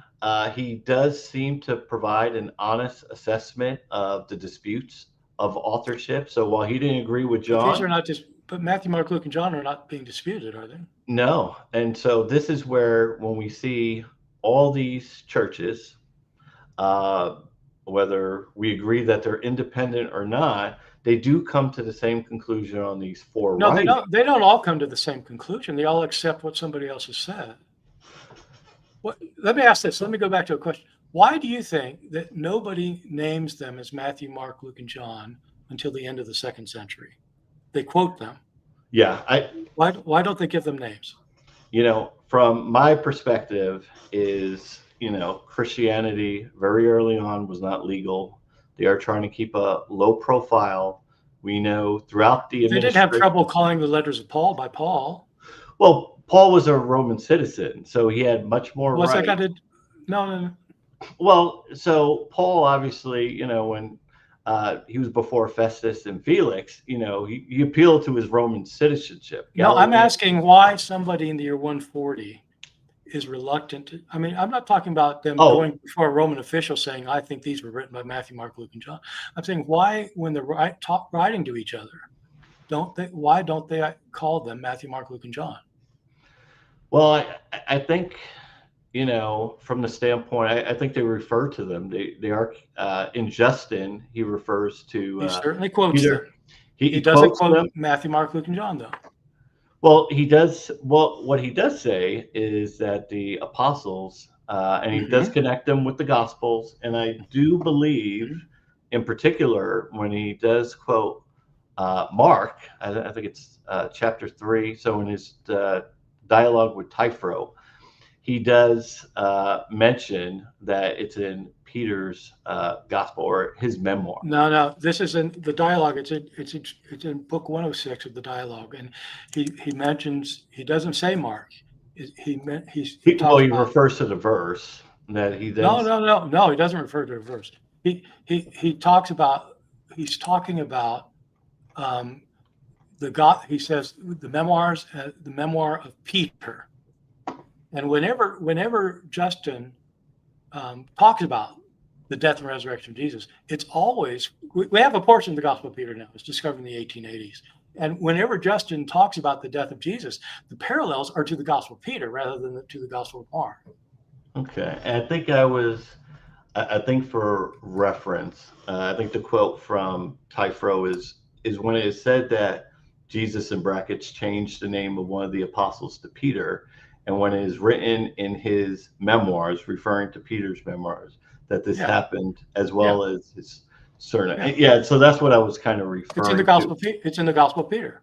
So from my perspective, he has knowledge of those documents. Now, why he's not saying the Gospels and the writings, what I would say is, similar to his martyrdom, he's not giving a lot of information out there about the followers, their teaching. So, I completely disagree with that. I mean, he describes, for example, how they hold their Eucharist meals. He gives the details, and what happens in their worship services. And I feel like, I don't know. He calls them the memoirs of the apostles, but he doesn't call them Matthew, Mark, Luke, and John. Correct. Which it's still positive evidence that there's Gospels out there in the church. I know there are Gospels out there. Yeah. We're asking whether that anybody ever called them Matthew, Mark, Luke, and John before the 180s. My perspective is, you have Irenaeus and Tertullian coming on scene because there's a serious threat at their time, because you have all these competing traditions. I mean, non-commodity, there's probably about 30 plus traditions out there that other people are coming up to say now. So given that it's a hostile environment to Christians, they are in hiding. They can't just openly worship. Now, Tertullian, Irenaeus are coming out to give the defense, explaining how they're doing, and they're showing their hand. I think that's what we see. The Christians are being. I don't see how naming the Matthew, Mark, Luke, and John puts them either in more or less trouble. And I think we've really overestimated how much persecution is going on. I'm not alone in this. I mean, the modern scholars about persecution indicates pretty clearly that it's pretty sparse. When it happens, it's not nice. Yes. It does happen sometimes, but people were not in hiding. People weren't in the catacombs. Christians were out there. It's well documented, I think. But in any event, whether that's true or not, calling them Matthew, Mark, Luke, or John doesn't make them any worse than just calling them the memoirs of the apostles. Correct. The only thing I would say. Go ahead and finish that one, Jonathan, and that'll wrap up the section. Yeah, I think my thought process is, we have all these churches, which, I believe, and I think there's documentation to support from the churches themselves as, hey, these are our records. We have chain of titles back to the apostles, and even though the documents don't have names on them, every Antioch, Alexandria, they're all coming up with the same name. So it's either they're not coming up with the same name. They're repeating the same name. They're not independently coming up with this. Well, yeah, and this is where I probably disagree and say, where are they coming up with the name from? Who shouted it first, and who's following the leader on this? But all these people you're mentioning know Irenaeus. They've read his work. I don't think Tertullian, decades or Tertullian, I don't think there's any indication. I think they're about 900 something miles apart. There's no indication that Tertullian knows the works of. And what he says specifically, I'm appealing to Philippi, Galatia. He says, go to the churches. You'll see the official writings of the apostle, or the authentic writings of the apostles. And he does name Matthew, Mark, Luke, and John. Yeah. So in the year 200. Yes. Yeah. All right. Well, good job, gentlemen. This isn't a sprint; it's a marathon. I think we got through it. There's tape at the end of the road here. We can get it. We can get through it. All right. Thank you so much. There are some questions. I'm going to ask a couple if I need to repeat them because they won't be on the screen that came in on different platforms. This one is specifically for both of you, actually, because it's not specified. Tertullian, when stating the issue with Marcion, mentions the fact that Marcion tried to slip the gospel in anonymously, showing that the churches would never have received an anonymous gospel. So I'll start with Dr. Ehrman. I think he's referring to where Tertullian talked about. Was it Thelica? And I think that's where the Acts of Paul and Thelica. Is that what they're referring to? I think they're talking about Asia Minor. I think possibly so. I think they're referring to against Marcion, book 4, or section 4 and 5 here, because it says, talking about Luke's gospel beginning, but that he tried to actually put the gospel out without a name on it, and therefore the gospels would not have been received from the churches without a name. They would have never just received anonymous letters. I think that's what the question's getting. I don't want to assume. I don't have any evidence. Okay, so I'm not. I think you wanted me to respond. Yes, sir. Yes, sir. Yes. Yeah. So it's not the thing with him and Paul and Thecla. Paul and Thecla is Tertullian attacking this book and saying that it's a fabrication, not authentic. But what I think what he's talking about is Marcion. Marcion didn't give a name to the gospel. He called it right. He called it the gospel, and he didn't give the name to his 10 Pauline letters. He just called them the apostle. So his canon had 11 books in it, a form of Luke that he called the gospel, and 10 Pauline letters. And so Tertullian, certainly by Tertullian's time, these books are all called Matthew, Mark, Luke, and John. And what Tertullian does in the against Marcion, it's a 5-volume work, still available. People can read it in English translation. He attacks Marcion on all sorts of grounds and comes up with anything he throws in the kitchen sink. I mean, sometimes it's very humorous how vicious he can be and witty.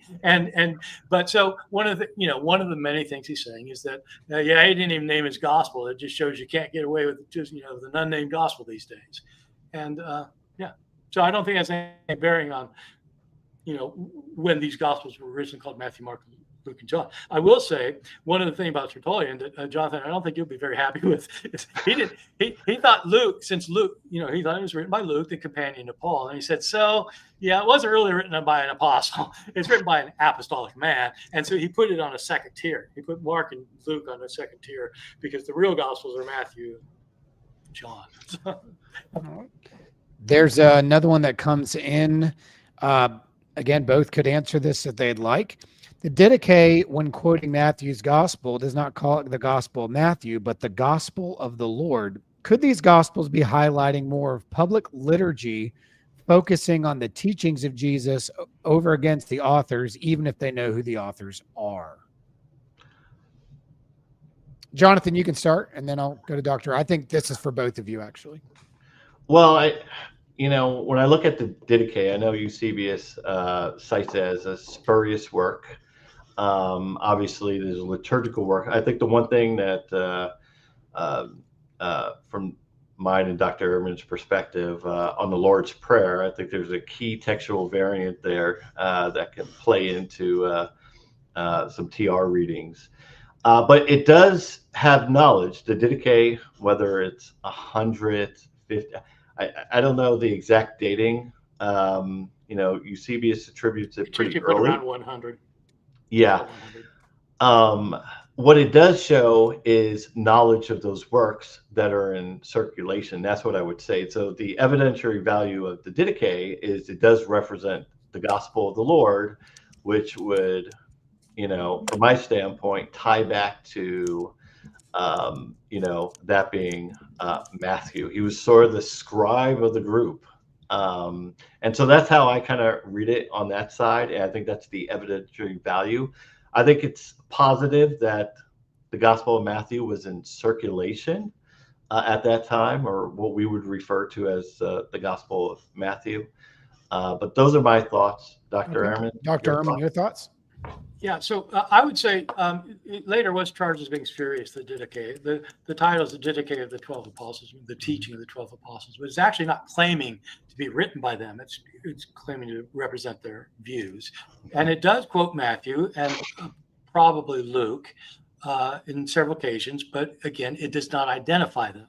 It doesn't say they're written by Matthew and Luke. So absolutely, everybody agrees that they're in circulation. It's not clear, actually, that these quotations are from Matthew and Luke. I mean, it's not obvious. I mean, it looks like it. It looks like it. I think they probably are. But this questioner has a really good point, which is that one of the reasons that the Gospels were not named early on, had no names, they were anonymous, people didn't know who had written them, is because they contained teachings of Jesus. And it was the teachings of Jesus that were authoritative. It was only later that books became authoritative.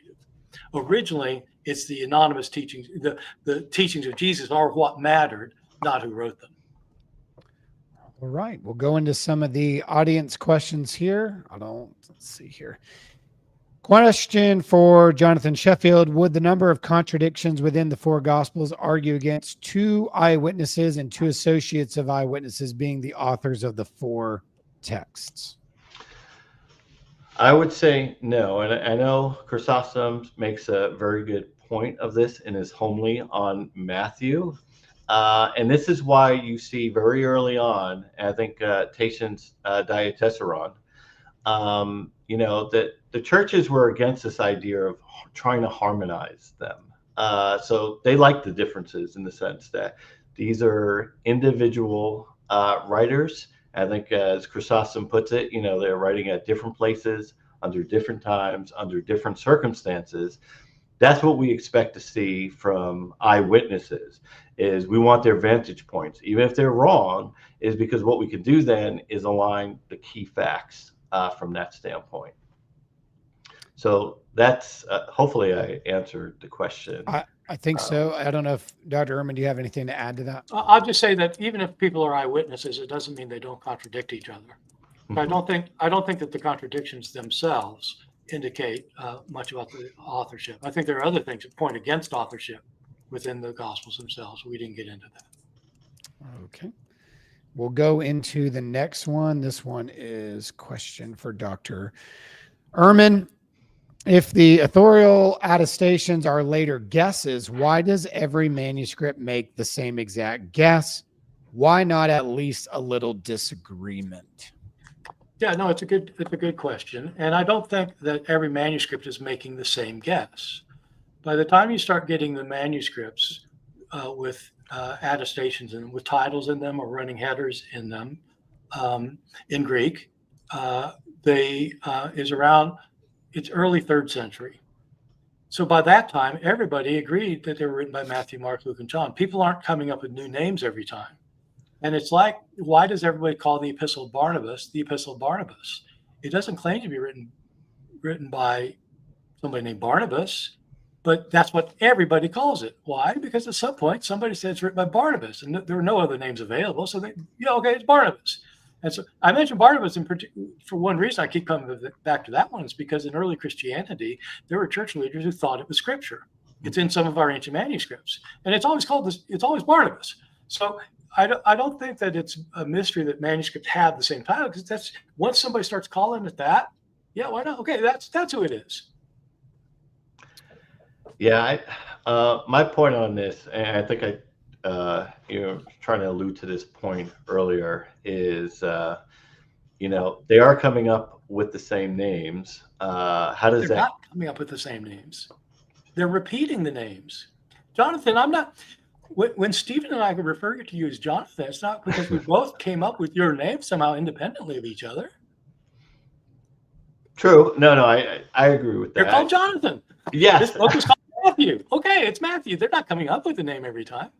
Yeah, when I look at this question and Irenaeus is saying, well, this is what all the churches are saying, and he's obviously trying to understanding that from an independent standpoint. This is what they're all saying. Yeah, 100 years later, they all agree what the names are. Yeah. You want to move on to the next one, Jonathan? I don't want to interrupt you. I don't want to interrupt you. No. All right. I promise we won't solve this today. Question for Dr. Ehrman. Do any of the Socratic dialogues claim internally that they were written by Plato? Now, this was pretty early on. I think this is probably in reference to Jonathan's slides. I don't want to assume here just because No, it's a good. He's asking. I was saying it's a very good question. I was saying that there's nothing internally to Matthew, Mark, Luke, and John to make you think they're written by Matthew, Mark, Luke, and John. And he's saying, well, what about the Socratic dialogues? Is there anything where they claim it? And no, the dialogues of Plato, which have Socrates as the main character, absolutely don't. Inside of them, they don't claim Plato's writing them. Plato actually talks about himself in the third person in a number of them. He's actually one of the people present in them, and so it's part of his literary style. Jonathan, anything on that about the literary style? Scribes can imitate a number of literary styles, so I don't think it's conclusive on the question of authorship. And I think here the point I was referencing in Lucretius doesn't technically identify himself in the work. I know he references a figure. I know his dedication. I mean, in the same regard, but an author who brings their work in, and this is why, tying back to the apostles, if Peter, authorized this work in there, the churches of the first century would recognize that, and that's where they would. And this is what I'm saying. They're coming from. They would say, "Hey, Peter authorized this in the churches. This is from Peter." That's what they would have said, and they don't say it. So, So the Lucretius is a great example because of the way books were distributed in the ancient world. Lucretius writes on the nature of things, and the way normally you write a book is the way you share it with somebody. You get a group of your friends around and you read it to them, and then you give them copies, and then they give people copies. They give copies, and everybody knows it's Lucretius. So Cicero, who's a contemporary, lives at the same time, knows it's Lucretius, and that's precisely what you do not have with Matthew, Mark, Luke, and John. That's my point. You don't have people who are contemporary with them saying, yeah, this is Matthew's. It's not for another 120 years. There is a follow-up with the third person portion here. I guess this is, again, open for anybody. there are other writings that states like with Plato where they do refer to themselves on the scene in the third person. Could that also not be true of the Gospels and their Yes. authors? Certainly could be. Of course. Okay. Jonathan, anything there? Yeah, no, it's good. I think sometimes the internal case is kind of different. I mean, as Dr. Ehrman alluded to before, you do have a lot of textual traditions out there from other groups that do actually name, hey, this is from Peter, so the name itself on a side doesn't constitute like, hey, that's it must be from Peter. It has its name on. I would say, in that regard, this is where if they brought it into public notice and if it's true what Irenaeus or them say about Papias, he was a hero of John the Apostle. I know there's this debate over one or two or multiple Johns, or what I call the Spartacus effect. But if the elders, and John is one of them, and he's sharing this testimony, obviously that's how we can get that attribution. Or if he had records in his church that say, hey, the people who received this earlier years ago, this is where it's coming from in our registers. But okay. Another question comes in for Jonathan here. Would it affect your faith in any way if you knew for sure the Gospels were all secondhand? That's a fair question. All right. Yes. And the reason I would say that, because obviously, if there's secondhand testimony, and I believe, Dr. Ehrman goes into this in some of his scholarship, obviously, you're further from the truth. Are these legends that are kind of growing? Do they become mythicized in the sense that, hey, we're starting to add all these things, these new teachings, what we believe? So what you now have is sort of an evolutionary tale. I think, you come up to John and you have this great theological work. You have the Gospel of Thomas, and it all starts to feel very mythologized, or that they're making these stories up, they're adding to the legends.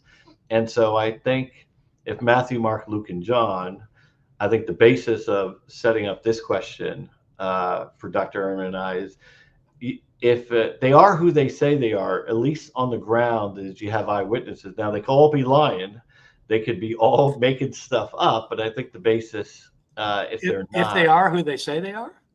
They don't say who they are. Oh, no. But I'm saying if they did. So if we knew. But they don't. No. They don't say that. I think what this shows is that you really do have a stake in this question, and that if you're wrong, it's going to affect very many things in your personal life and your faith. I have no stake at all. I mean, it wouldn't matter to me. I mean, what would it matter to me? I mean, the Matthew, Mark would still have contradictions, whoever wrote them. And so I'm just asking this historically. And so I know if you're on the witness stand, Jonathan, and the prosecuting attorney found out that, you have a good reason to affirm that alibi. Well, let me turn that question just out of curiosity to Dr. Ehrman over here. Should it affect generally people who believe in the scripture? No. Should that shake their faith just generally? No. It's why I started the way I did about saying I don't think it should, because it's got no bearing on questions of whether these are religiously true, whether they come from God, whether they are accurate. It's got no bearing on that. These are attributions that were made 100 years later. And so it has no bearing on whether they're inspired or not, for example. Okay. Yeah, and I think this will probably come up bigger when we discuss the resurrection. I think there's elements. Well, that matters. Yeah. Yeah. That's different. That's Jonathan. Is that your cue for me to give a plug for the next debate? Because that's how I took that. It's like, hey, Stephen's doing a terrible job at telling about the next one. You jumped the gun, but okay. Now that we're on the discussion, we will be having another debate between the two on the panel, Dr. Ehrman and Jonathan, coming up in the bitter end of the cold weather. That'll be coming up in March. Not here in Texas. It won't be cold. Well, not everybody's in Texas, Jonathan. I know y'all are the big state down there, but no, that'll be coming up as well. I'll give an announcement for that in a minute. There was another question for Dr. Ehrman, kind of tying into something you just said a minute ago as well. If the traditional attributions are either best guesses or false, do we have any disagreement, such as Matthew being attributed to James or somebody else? No. Okay. But it's for the reasons I said. I mean, Right. Right. There are no disputes about a lot of anonymous writings that get somebody attributes them. Somebody called First Clement. They called it Clement, and it's just like it wasn't when it was written, and it wasn't like right away. Later, somebody called it Clement. Everybody said, "Okay, it's called Clement," so they started calling it Clement. So there weren't disagreements. There's no reason to disagree with it. Okay, and we're going to try to fast track some of these. For Jonathan, can chain of custody be used to prove that the authors wrote their respective gospels if there's no proof they possess the manuscripts, much less wrote them themselves? So, obviously, Irenaeus and Tertullian are arguing this particular point against the Gnostics, who had made similar such claims for the writings in their possession. Now, we do know by the middle to the end of the 2nd century, these records are in the possession of the vast majority of these churches. I mean, the Diatessaron is doing something in Aramaic at that time. So they are in the possession of the churches. The question is, where did they get them from? And part of the chain of custody is if it was received by Matthew in Jerusalem, because if he published it in Jerusalem, there was a vibrant church over there. We have Antioch. If he brought that into public circulation, the Church of Jerusalem can testify to the receipt of that publication. And they're keeping records, or their chain of titles, documenting the possession of that text that have come down. And we see this in a number of the fathers that, they're appealing to what has come down in the churches. Well, yes, then these records, the chain of titles or chain of custody, would tie back to that original receipt of that transaction. So I would say yes. Now, I know Dr. Ehrman is going to disagree, but this is what they argued at the end of the 2nd century.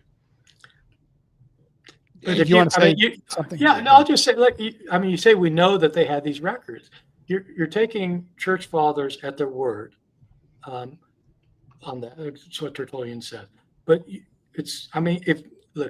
a legal guy, you're a law guy. You can't just take witnesses at their word when they say something you agree with, and then don't take them at their word when you disagree with them. I would agree. So when somebody says something, you need to look up evidence if it's right or not. So if Tertullian says there are records, what evidence is there that he's right there? But he's wrong about the other things he says, that there's no record. So it's using church fathers as a matter of convenience rather than actually trying to find evidence.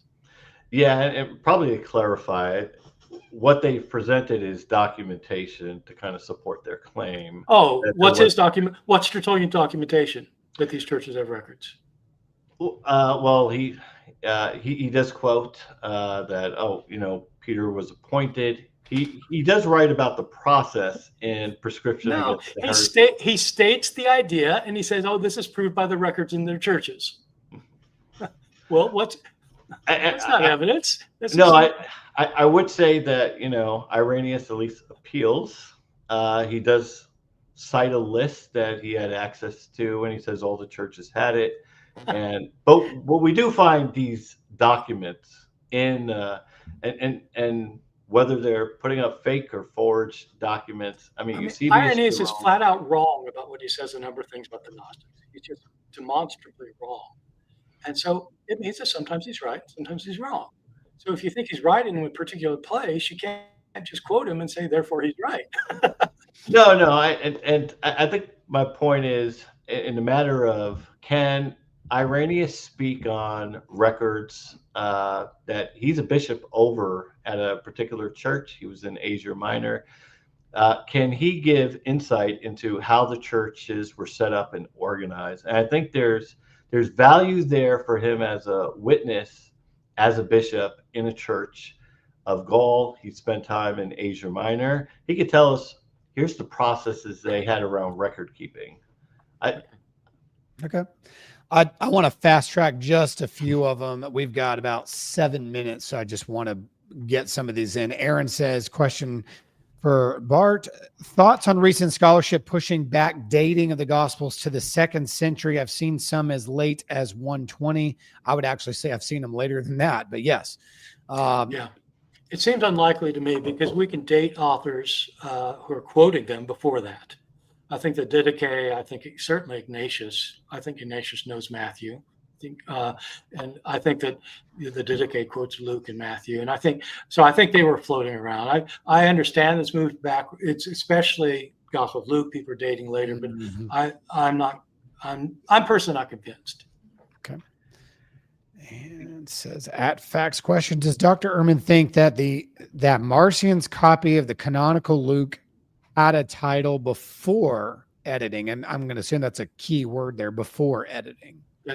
Well, it didn't have one before or after, but no, I don't think it did. Agreed. Okay. yeah, we don't have copies of it. So No. All right. Is Bart claiming Irenaeus made up? No. Okay. So you don't I think don't think he made him up. It's what was circulating by the year 185. It's what anybody who called these gospels, that's what they called them. They weren't calling that in 150, but they were calling them in 185. Okay. This would be a good question for both of you as well, but we'll start with Dr. Ehrman since it's addressed to him. Is there room for Maurice Casey's theory of an Aramaic original underlying Katamark written in 40 CE or so?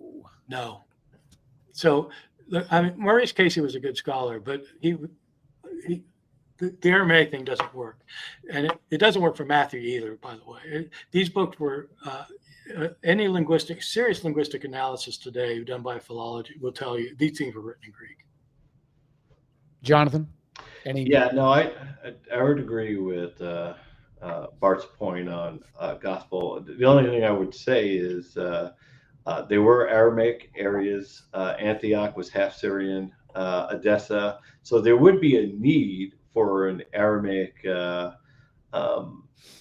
version of these gospels. And I think, Tatian, he's doing his best to do a harmony for an audience that requires some sort of Aramaic version of these documents. So I think maybe it's not clear whether the Diatessaron was in Greek or Syriac. There's a big debate about that. Yeah. And the need for something, I mean, I don't think there's any evidence of Syriac translations of things until the end of the 2nd century. All right, we got another one here. Question for Sheffield. If Matthew was Jesus' disciple, why did he feel the need to copy 93% of Mark verbatim instead of telling his own account? Well, my thoughts on this is that what we see between the synoptics, Matthew, Mark, and Luke, is there's a common source. And I think that common source would be Peter. Obviously, if it was Matthew, he was with Peter at the events. So they're basically seeing the same. They're seeing the same information, if that is true of the case. So I think there's a common source there. Obviously, Augustine saw it a little different on the reverse, who's borrowing from who. But I think there's a common source. And I think this is why you see a lot of the same information. If Dr. Ehrman and I were there at the, the assassination of John F. Kennedy, on that hill, I think we would give a pretty similar case of the event. And I think with Matthew and Jonathan, just to clarify, let me respond. Let me respond. Hold that thought right there. Just to clarify, are you saying that you don't? The audience is blown up. Are you saying that you don't think Matthew used Mark? No, I know I defended this position against Dr. Mark Goodacre. Obviously, I hold to Matthew priority as the first gospel published. So, and that's probably why some of the confusion. So, I have defended that thesis that Matthew was first. Now, what I would say is that there is a common source. Peter's. So you don't think that Mark got his thing from Peter? You think he got it from Matthew? No. Mark did get it from Peter. So Jonathan, let me tell you what this is like. Be like. Suppose both Stephen and I, when we're done in a few years, write down our experiences of today. How likely is it we're going to have paragraphs after paragraph that are verbatim, word for word the same to describe what we just experienced? How likely is that? Yeah, it's probably. It is humanly not possible. It will not happen. And so you can't say that Peter was the common source and that they both, like years later, they both wrote it down. And it just happens that they've got paragraphs that are word for word the same. It doesn't work that way. Yeah, no, once again, if I have to go off of, what documentation I have available, I do feel, not to take it off track, but obviously the movement started in Israel. They didn't get to Rome till probably about 13 or 14 years later. It makes sense that the early Jewish converts that were there in Jerusalem would need some form of documentation to promote their narrative before it gets over to Mark. And I'm tying in the fact that, all right, Mark gets there with Peter, Simon Magnus come in. They want to control the narrative. Let's get a narrative out there that we can do that. So I think you're not responding to the point. The point is they've got verbatim agreements. Yeah. And I think some of the stuff that I don't know. Okay, did Matthew as described take notes? And this is what Peter is going off of his sermons. No, I understand that the difficulty. I think in what you're saying, the verbatim. Yeah. But if Peter is the common source for Matthew, if he relied on Peter, and Mark, from what the document is, that he's relying on Peter, basically the same source and the same information. Are you imagining that Matthew's going around with a scroll and a pen, and that when Jesus is talking, Matthew's writing? He could have.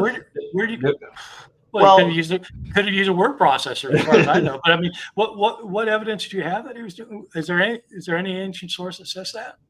Well, I think we see, not that the Didache kind of infers or applies that the gospel of the Lord appeals, but we do see it. Matthew taking notes. Well, when we look at the Gospel of Matthew, and we see the Pharisees and the scribes, there's all these mentions of scribes. Someone's taken down what he's saying, because obviously they're going to use it against them. Who are Jewish scribes? Well, they're experts in scripture. They're the ones who copy the Torah in Hebrew.